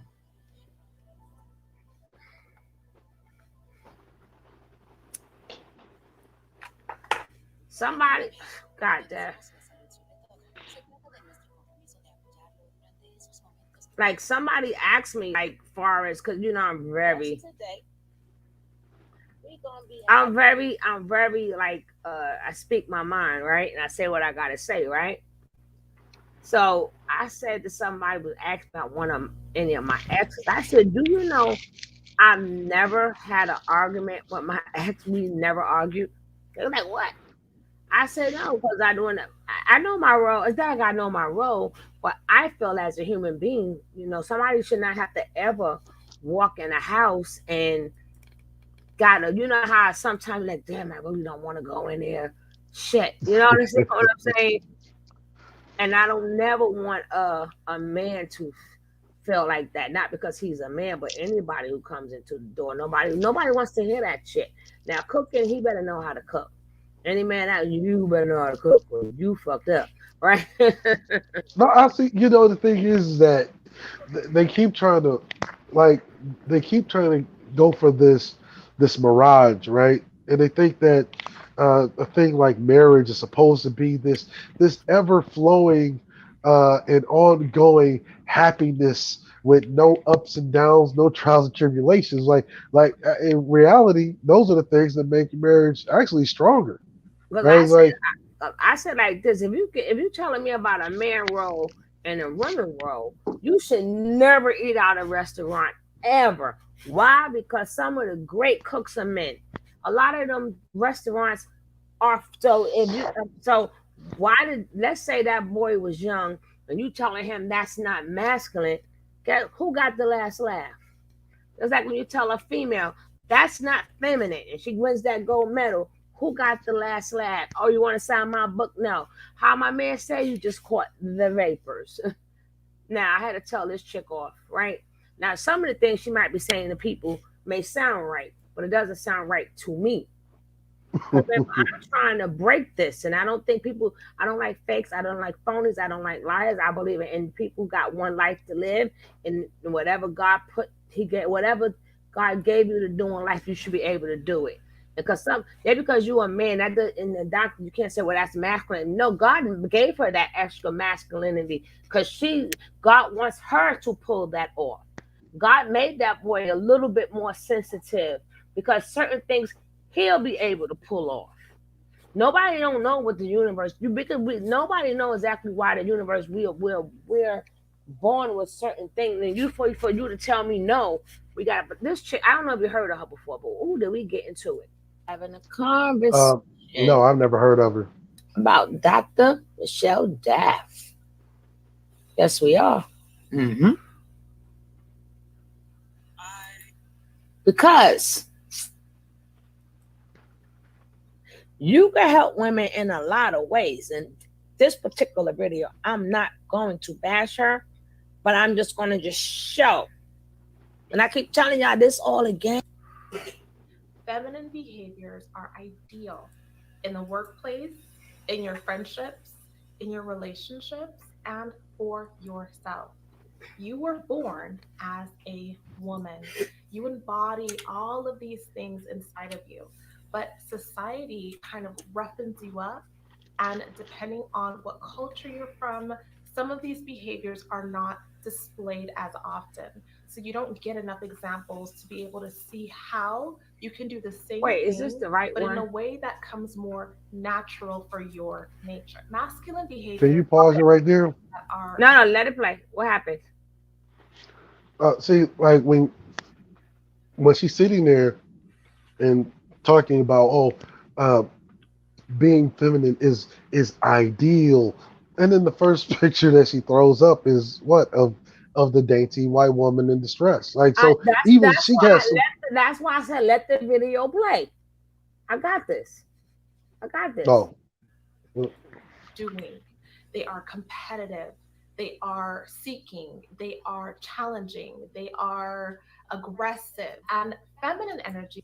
Now, she says, let me rewind this a second. So I'm going to be going in and out of two videos. I'm going to be going in and out. Just bear with me. Bear with me.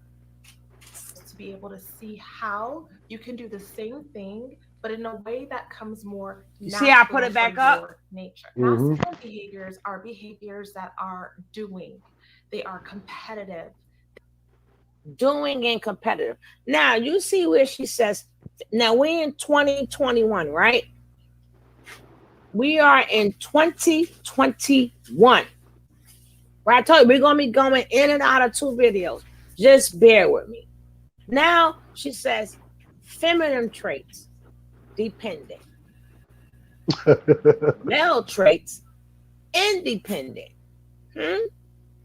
Well, that just lets you know she They're doesn't not understand the difference between masculinity and I femininity. broke down this in the other video that I played. If you want to see how I break it down, I want you to see how I break it down.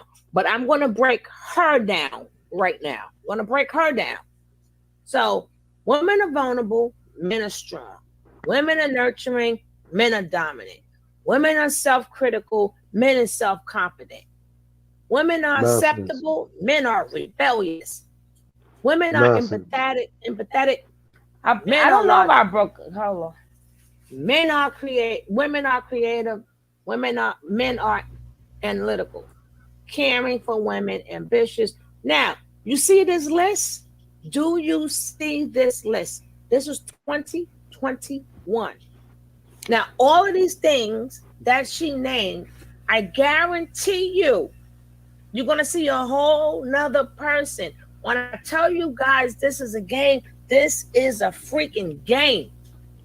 Y'all cannot be listening to these people. Y'all can't be taking advice from these people. Unless she did away with, I guess her old, what she used to do was evil.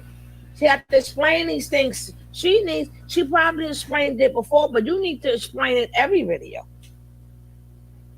It's a new set of ears. You need to explain this in every video, not just one video. I don't appreciate that. The last time this list would let me just show you something really quick. We're going to get out of here. Now, y'all seen her list, right? We're going to let the list go by for a second. Then I'm going to show you something. They are seeking. They are challenging. They are.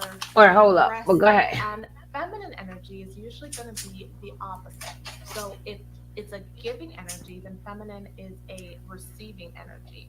If it's a doing energy, then feminine is a relaxing energy.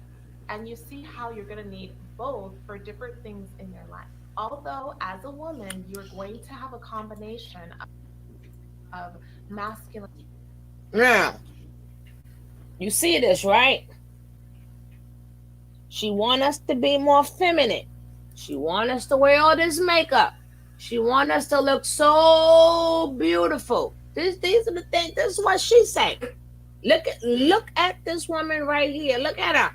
This is what we're supposed to be. But what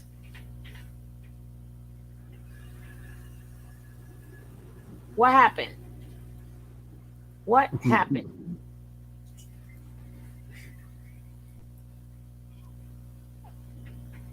What happened to this?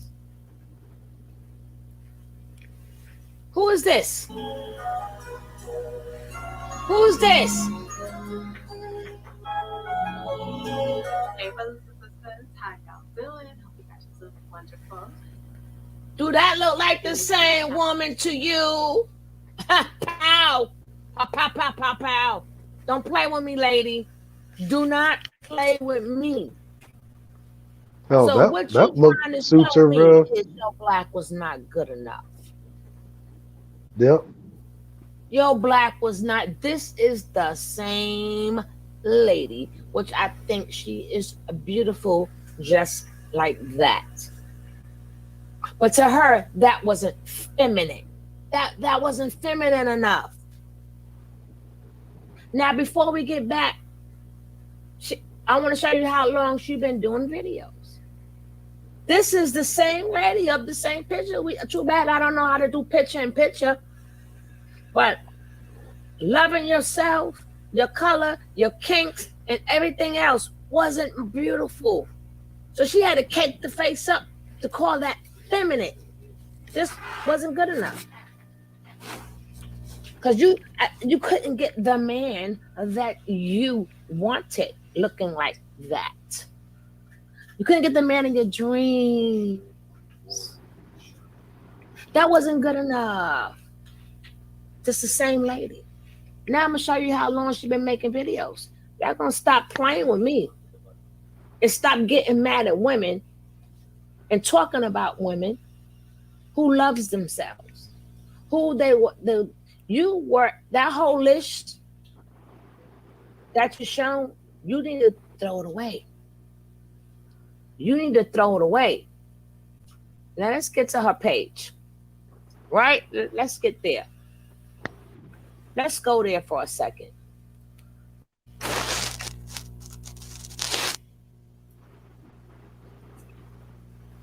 Now,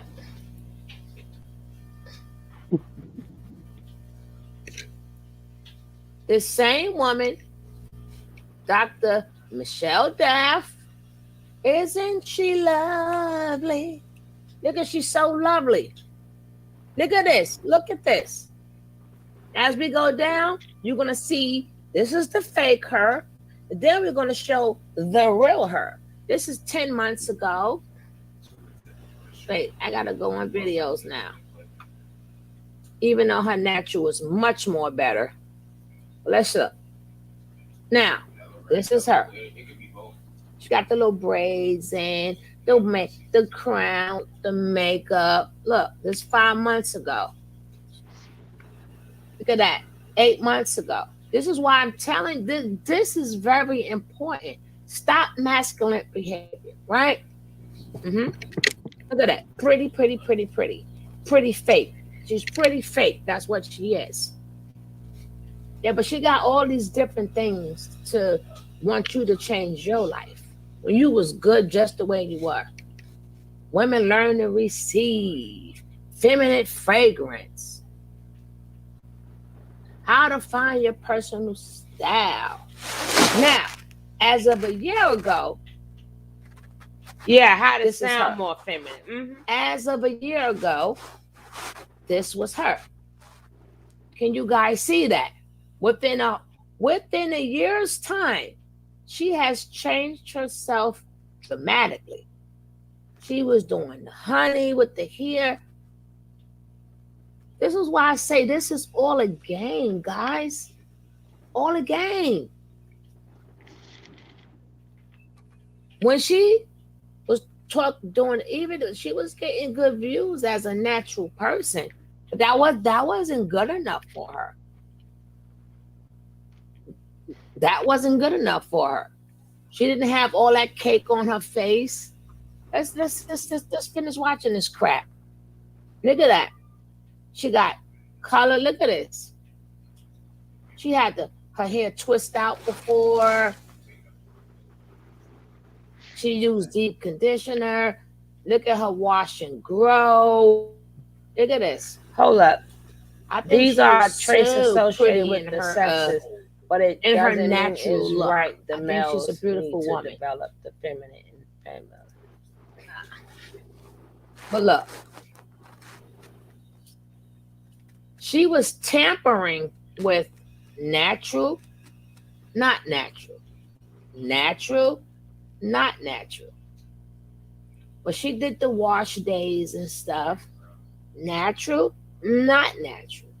So she was already in and out of both worlds. She was in and out of both worlds.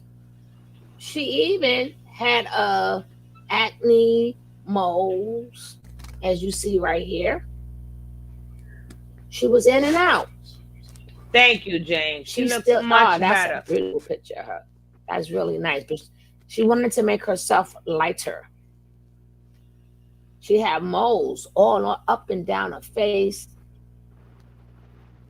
That not to mind you, this is 3 years ago. 3 years ago. If she didn't even get a, she didn't even Natural, pick a makeup tone that natural, matched her. natural, natural. Oh, that wig is bad. That wig is the bomb, girl. But again, I just want to show you how much stuff changed. Finally, a product for dry, itchy scalp relief, right? Now she's been on YouTube for, I'll tell you right now how long she's been on YouTube.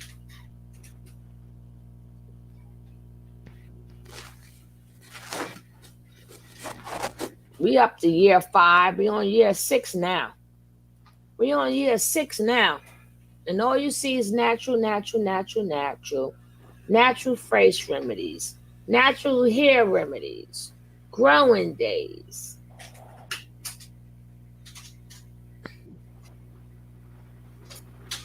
She's still mainly natural. Mainly natural.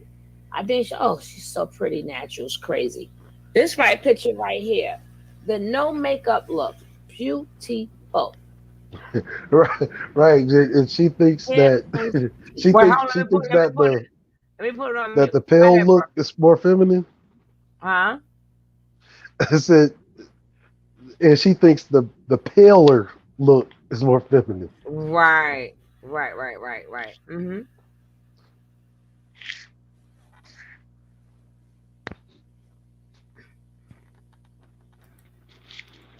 She got her little baby right there. Little baby's gorgeous. Now we got 7 years. Her hair is breaking natural, but it still doesn't say anything about being feminine. It doesn't say nothing about being feminine. Doesn't have nothing about being good to your man. Y'all see me strolling. She ain't say absolutely nothing, but now you want to teach us something. Freaking amazing. Her But first see, time. it's That's her people first like time. this Just let when me they know in examine it. advance so I can press pause. You could go ahead and Oh, I didn't realize that you're talking in the video. people gonna leave me. That's me. I'm breaking down. No, I do commentary, honey. I break shits down. But I don't want people to say, "Oh, I couldn't hear because you were." They leave me terrible comments. But what you got to say, bro? No, What? I'm saying it's just like that's why people are like these. It really like the epic levels of superficiality, right? This is why you have some guys sitting there, questioning. And some of these guys, I would say that some of them have legitimate gripes when they're being misled like this. Like, hold up, you've been wearing this mask the entire time, and you look this good underneath. But you're telling me that the mask is the more feminine. Yes, sir. Here we go. Look at this. 8 years. We up to 8 years. She's still natural. She didn't mention anything about nothing but high porosity after hair color, hair typing, the struggle product, Bantu Knox, still natural. She's still been on here 8 years, right? She's still getting good views. So when did you sell us women out? 9 years ago. This was her. This was her 9 years ago. She looked at really, really, really young. She looked at really young. Yeah, we got to break this down. This is 9 years ago. And up until last year, she switched up. She look at this. Look how young she looked. But it is 9 years ago. But what happened, Michelle? What happened? You ain't mentioned nothing about how to treat people. Nothing. You were more feminine then than what you are now. You were more real then than what you are now. The nerve of you to now tell somebody how to look, how to dress, and how to smell.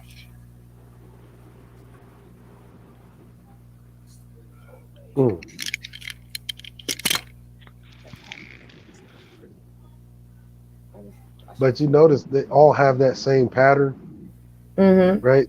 When they make content based on YouTube's or social media's algorithm, right? So they're seeing these what YouTube is deeming hot button topics, femininity being a big buzzword, masculinity, we're gonna right? continue this because I want to show you guys that whole list that she showed you guys. Take it and throw it away. She's always been ambitious. She's always been strong. She's always been independent. She's always made her own money. I'm not mad at her at this person. I'm not mad at this person at all. But look how you sold us out. You sold us out because it's a game. That's why I say it's a game, even though you use the people in the real, the natural hair, you use them. See, that community had your back. They didn't mind you pulling a wig here and there, because that's the way it should be. You should know how to rock the wig in the real hair. There's nothing wrong with that. And you showed us how to grow out our hair, how to trim our hair. You was there with no makeup on. But the thing was, the attention from the men you wasn't getting. And the men that you wanted would not accept that woman. So you changed yourself. You changed yourself to be accepted. That's not what you teach young little girls. Everybody's not meant for weed. Everybody's not meant for cake on their face. That does not make them not feminine. Because as of last year, you wasn't caked up like that. So that's finishing how long? I don't know what you discuss in these videos, but your picture shows us that you're happy. But technically, you did away with them evil ways. How dare you be natural? How dare you don't wear makeup? The nerve. Now, we up to 9 years ago, but she just wrote us a list of how to be feminine. Look when her hair grew. She had the nice hair and the nice wave. I think this picture is 6 months natural blowout. She looks really nice. Really nice. Again, she looks really nice. That's her finger cord. She looks nice there too. Look at this picture. Neglect. In 6 months, I neglected my hair too, girl. I should have watched that video, but I can't watch that video no more because we can just throw wigs on and stuff. But neglect in 6 months natural. Look at that. She got the afro pick earrings on. She got her baby. We up to 9 years. This is the same person who I just showed you. She gave us a list. Now we up to 9 years. So this chick always had a hustle. Stop playing with me, okay? And it looks like she monetized. I'm sorry. Yeah. Oh my God, this is a beautiful one. Go ahead, bro. I said it looks like she's kind of monetizing her baby too, right? Yeah. But Yeah. and you look at it, it looks like she had a really good solid base.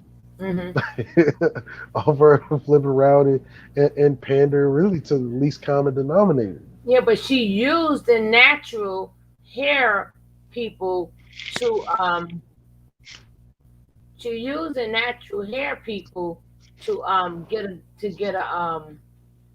get a base, a fan base. And then once it started dying down, she stole us under the river. She threw us under the bus. And not even realizing that original not even realizing that original look and like the content that she was doing, like that was the symbol of femininity. Like, Exactly, bro. Yeah, and then now you you know where I'm coming yeah, like that was the symbol of femininity. But yeah, sold you out for a blonde wig and some internet dusties. from. You know, All right. but yeah, it's getting really late for me. I would say gratitude for having me up. All right. I was gonna. This is not the one that breaks down her list, but you guys see the one. Oh, I'm gonna be watching from the chat. No, I'm not gonna be. I'm just gonna let this finish out. I got other people in here, but you can watch from the chat. But this, I thought this was the one when I break down the list. But unfortunately, I picked the wrong video. But we can still watch it. Weenie Afro. That's the first time she mentioned feminine. Because her hair is short. Oh, she put Cassette Michelle. That's not her. Okay, she went red. That's beautiful. Look at this. She cut off her hair. At this point, she's still not mentioning anything about a man, how to treat a man, how to receive a man, how to be soft. It's not in her type. My favorite leave-in. 10 lessons I learned being natural. My update on my edges. She used the natural world. I dyed my hair. Okay. This is 10 years. All this is from 10 years ago. So she's getting the views, but she's not getting the men. Make your own natural hair. No, she was pandering, baby. So she first started YouTube. She's pandering. And she got 100 and how to grow your edges. She got 156,000 views. That's the most views I think she ever got by being natural. Her first video is when she decided to go natural, and that was 11 years ago. You understand what I'm saying? 11 years ago.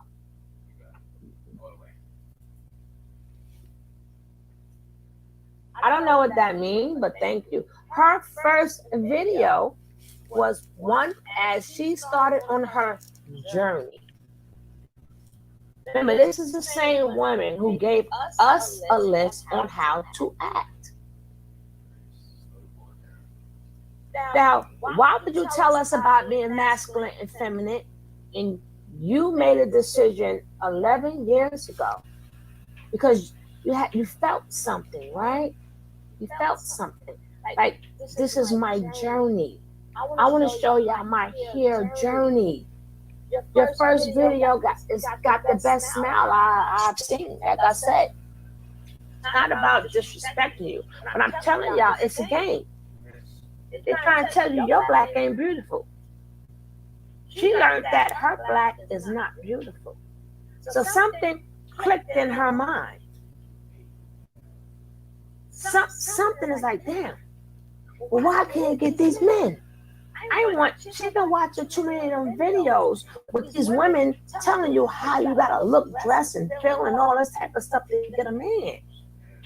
But it took her, if this is 11 years, it took her 10 years to figure that out. She tried it. She tried to be herself much as she could for 10 years. And I could see throughout 11 years, she was still her title besides one title that had the word feminine in it. Now, if you was always feminine, that'll be up and down your titles. Up and down, but it's not. You started out because you cut off all your hair and you wanted to document your hair growth. So you used the natural community to give you a kickstart in this YouTube world. Them the ones who like you for you. Them the ones who are still learning lessons from you. Them the people who probably was loving themselves, loving their hair, loving their type of hair. But in all reality, you didn't. You didn't. Everything that you preach, you couldn't look like that. Did you have to cake up all your face? And then going to talk about, yeah. Get the funk out. Y'all gonna stop playing with me. Y'all gonna stop playing with everybody. Yes, Dr. Such and Such. Dr. My ass. Dr. I don't love myself. I don't think I'm good enough. So I have to change everything. That was you the damn doctor of. Now you want to show us how much life is better and love the Lord. Whatever you love the Lord, when you was truly loving the Lord, that's when you was natural. That's when you had that natural smile. How to grow your edges? Hey, see, y'all gonna stop playing with me. Stop playing with me. Want to be out here preaching and telling us all this bunch of bull crap.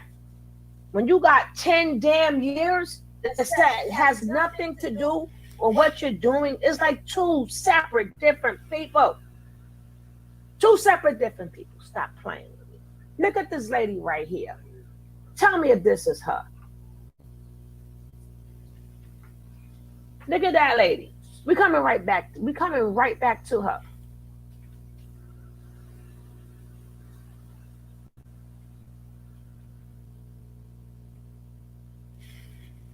Look at that lady.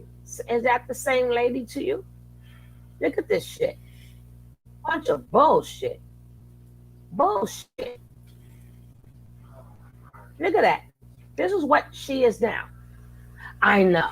She looks so much more better.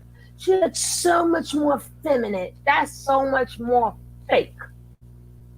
That's so much more fake. She done went and got her a damn mole. She ain't no mole. She done went and got her a mole. Got her a damn mole. A nice, expensive wig. But for 10 years, you never promoted that. For 10 years, you never promoted that. You sold us out, sister. You sold us out. Now we're going to go back into the videos a little bit. A little something. We're going to go back there. We're going to go right back there. Hey, Eric, what's up? How y'all? Don't y'all forget to hit the like now. Hit that like button. Now we're going to go back. I know it looks good to the eye. There's nothing wrong. It looks good to the eye for a man, but if you, it's the fake you. She looked better when she was more about that natural life. And then, you know, sometimes she switched up, put the little makeup on, the little wig on, tried different wigs. But she promoted love for yourself. She didn't promote this bull crap that she's promoting now. Right? Now we're going to go back up. She's natural. She's smiling. Make your own hair butter. Yes, you should. Right? Then there's oil used for natural skin. Then she's promoting she's promoting products. So this chick is really getting her money. She has always made the money. She's always made money. So why would you Give us a list telling us what we can't do, but you did it already. You did it 11 years ago for 10 whole years. You advertising Miss Jessie Baby Buttercream, Shave, Moisture, Carol's daughter. How to kinky curl and custard on a TWA, that's teeny weeny afro. The hair accessories, her big chop, her natural hair process. This is all 10 years ago. I love this picture of her. This is another nice picture of her. Uh-huh.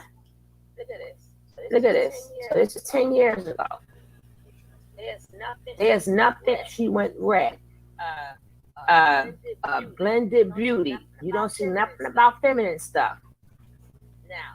Now, she did. What made her cross over?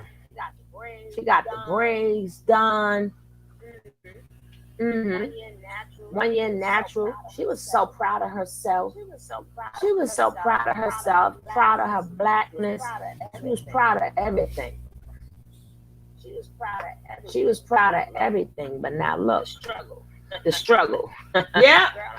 Girl, I know that struggle is real. I'm almost finished. When you were relatable. I'm almost finished, Jess. You put yourself in our shoes, and now you changed up. So now we going back up. We going up.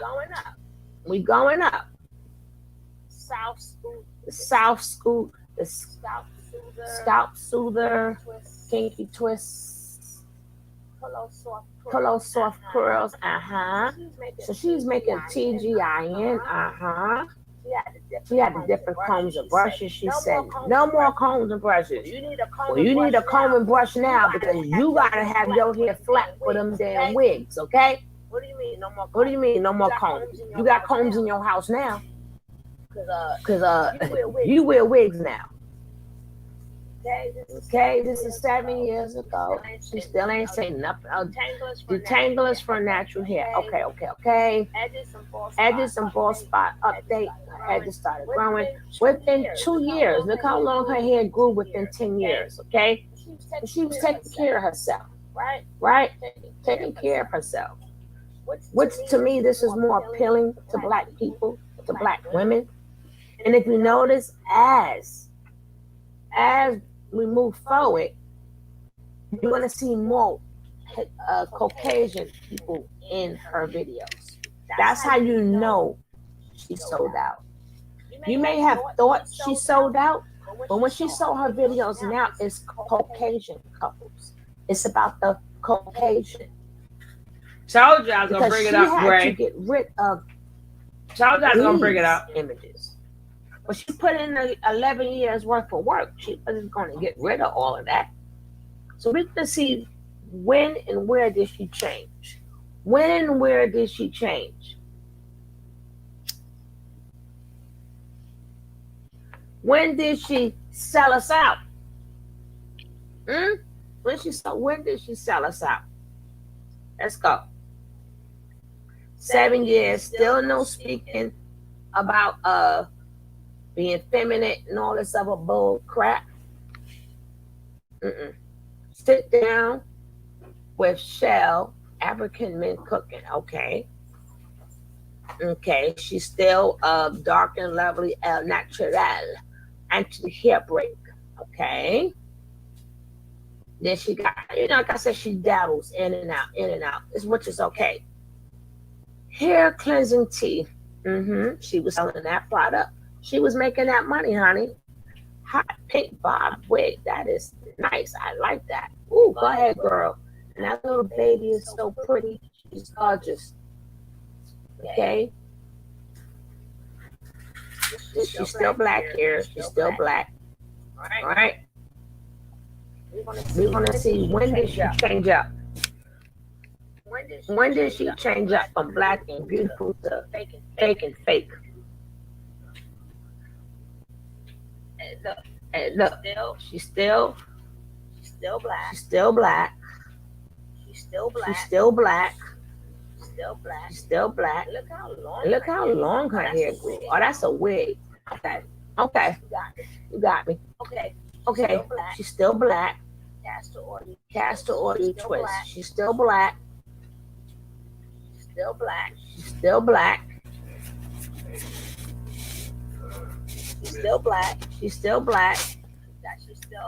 She's still using minimum makeup, but she's really taking care of her skin. Guy used to be skinny. She was getting sponsored for 10 years. She's going to show you her weight loss process. The best hair growth. Okay. Beauty products I am loving now. So I think right around here. Nope, she's still black. She's still black and lovely. Dark and lovely. She's still dark and lovely. She's still dark and lovely. She's still dark and lovely. Oh, she's losing the weight now. She's losing the weight. She's in the Allen. Look, she's in the Allen. Black and beautiful. The most natural highlighter. But I want to know, when did you go from this to that fake lady? You're gonna get back to that fake lady because you're not qualified anymore. You're not qualified to tell us this is what we need to do to get. No, them sponsors. She got sponsors already. Not qualified. She's not natural no more. She's not getting them sponsors. That's a whole How the hell you separate do a process. whole 180, not 360, 180? How you do a whole 180? She's showing her hair.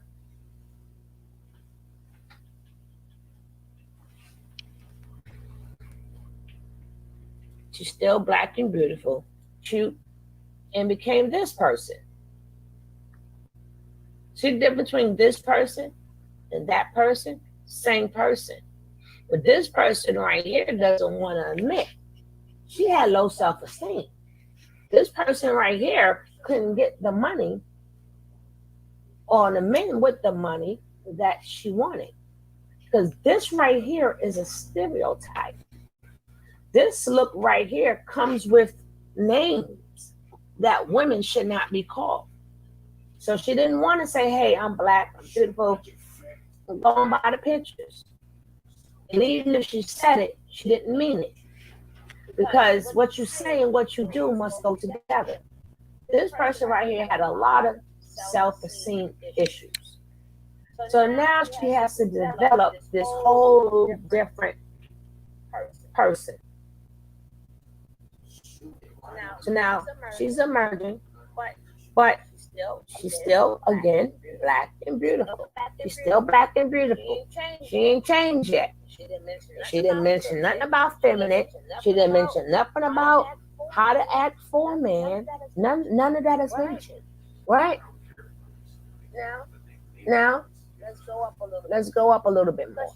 Because she's still struggling. She still is struggling. She's still struggling.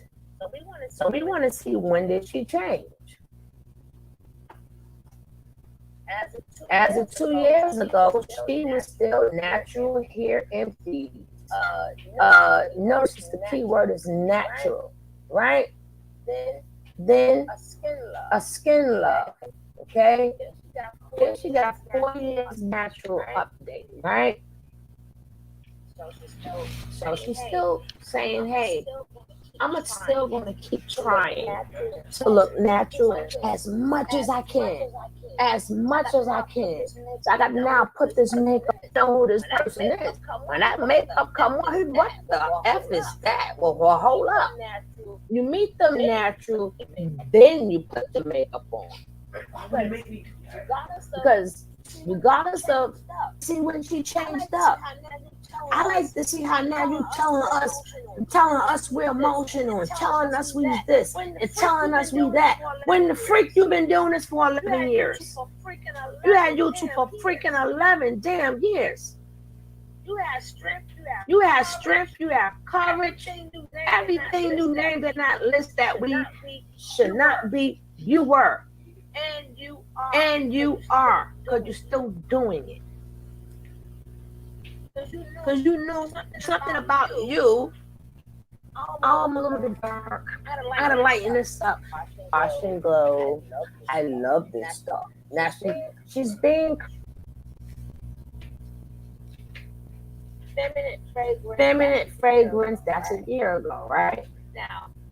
Now, she goes from beautiful empties. This is last year, right? Beautiful empties. Okay. Oh, feminine smile. Okay, this is when she starts that. Last year, after her birthday, which her birthday was around this time last year. Well, happy birthday to you. So after her birthday, something happened. Not to mind you, after her birthday, she switched. She switched up and she started with a feminine impression, how to be feminine, feminine fragrance, feminine women.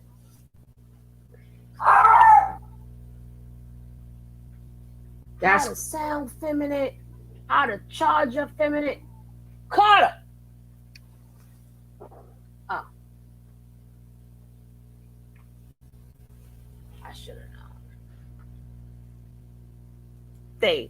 Last year, she turned into a whole new person. Now she got Caucasian women on her picture. Now it's how to sound feminine. Well, how do feminine sound? Boo boo bitter. Yes. Yes. How you doing? Yes, daddy. Would you like something? Now you got to position your voice so you can sound. This is only within a year. How to heal your divine feminine. Who hurt you? Who hurt you and told you you wasn't beautiful? Now is feminine women learn to receive, how to become more feminine.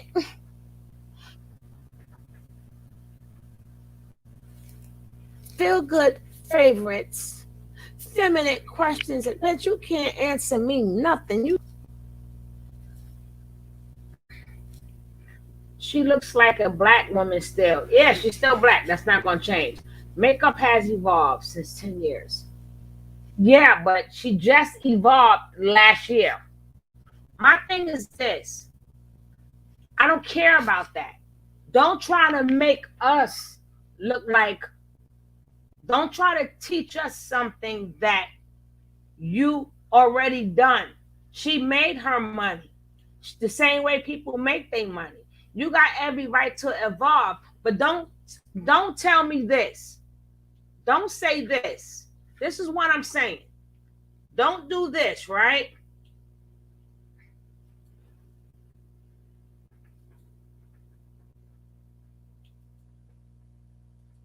Behaviors that are doing, they are competitive. Doing and competitive. See, this is what I'm saying. Now you see where she says, now we're in 2021, now, right? This is my complaint, right? Do not say feminine traits, dependent, emotional, collaborative. I broke that down in another thing. I forgot which one, but I'm going to show you how I break that down. But don't give me no freaking list after you done made it. From being independent, not dependent. In this YouTube world, being non-emotional, but you're going to tell us we're emotional. That's my problem. You can do whatever you want to do, but don't come stepping into people's lives after you done made your damn money. Don't give me a whole freaking list and tell me I'm wrong when everything you have done was masculine according to your list. That's my problem. I don't think that it is an issue to me. She's contradicting herself by basically starting off as one person and telling people not to be the person she was 2 days ago. Yeah, it's YouTube. A lot of that fake stuff going on. I bet 90% of YouTubers, yeah. So now I got the right to call her ass out because that's part of YouTube also. Same way she got the right to change, we got the right to call her ass out. That's part of the YouTube world too. I can see she did all of that without. But the thing is, they knock others. They knock them. They call them names. They call them ghetto. When you find, how you want to talk about the person you just was 6 months ago? When you are the thing is, she's the point that she's still on YouTube. She's still independent. She still makes her own money. It's not the fact that her face changed. The fact is, everything that she put down as masculine traits, she's still doing it now. Independent. Isn't she making her money on YouTube? That's independent.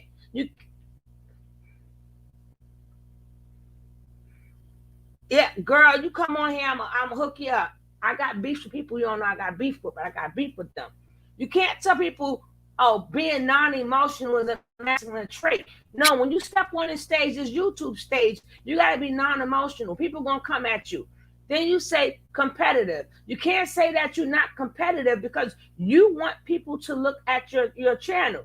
So you gotta compete, even if it's to change yourself, she's still competing. She's saying it's a masculine trait to be strong. You strong enough to do 11 years of this.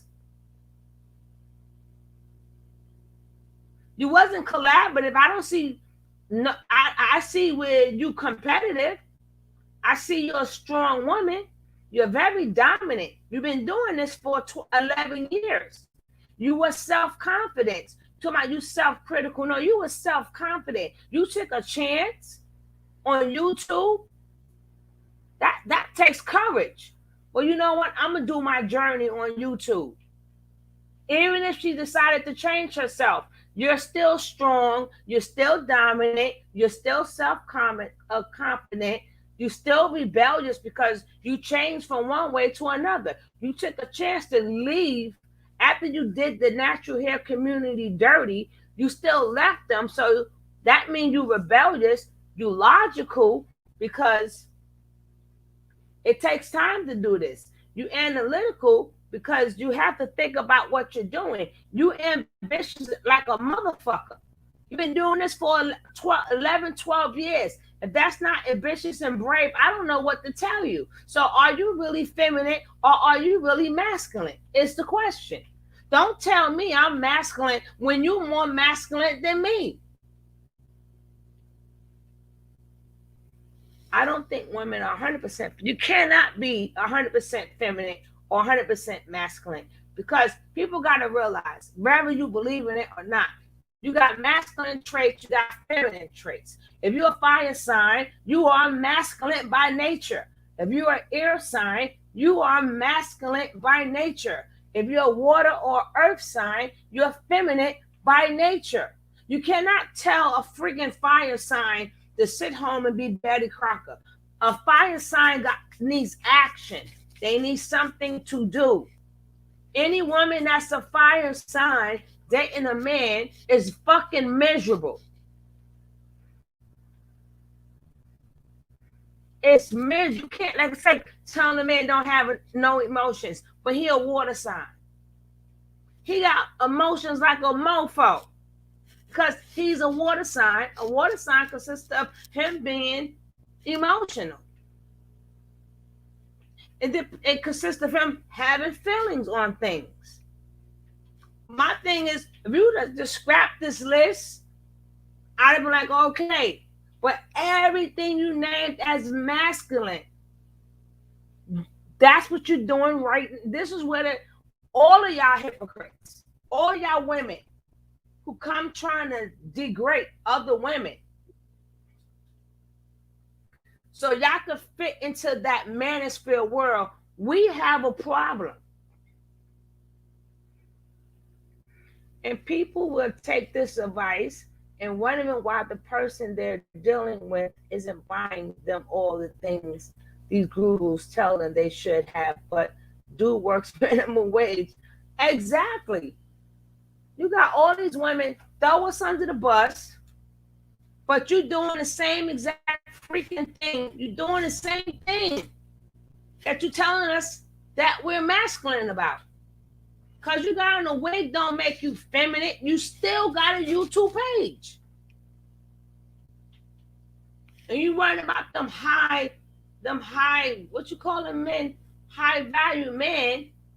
You wanted to be fit for a high value man, but if that man tell you to give up your YouTube money, you ain't giving it up. He tell you to get the hell off of YouTube. You ain't doing that. That's bringing you home some good freaking money. So that means you are independent. I give her props for everything that she's doing. I'm giving her props. But what you ain't gonna do is tell me not to do it. How you gonna make your money and then gonna tell other women don't make their money? Now we got a problem. We got a serious problem right now. The nerve of you. Oh, let you make your money, but let us be the feminine woman under a man. But let you make your, you know how many freaking women out here preaching the same shit? How are you preaching this on YouTube? Why are you collecting cash apps? Why are you collecting super chats? Why are you collecting PayPal? Because that's your freaking money. You're going to stop my money. You're going to tell me how I get my money is wrong, but here you go getting your money. Houston, we have a problem.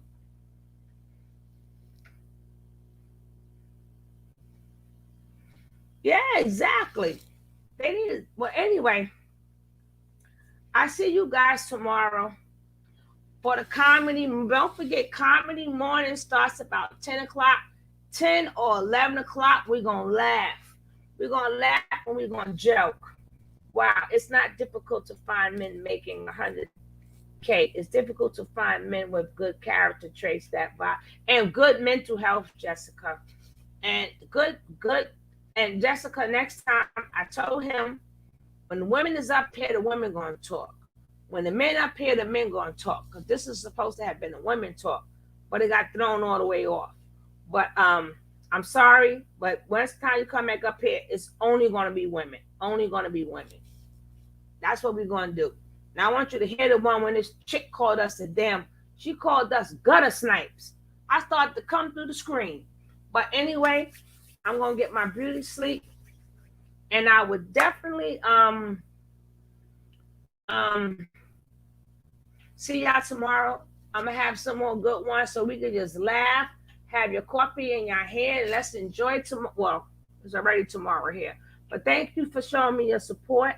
I see you guys tomorrow. Peace out.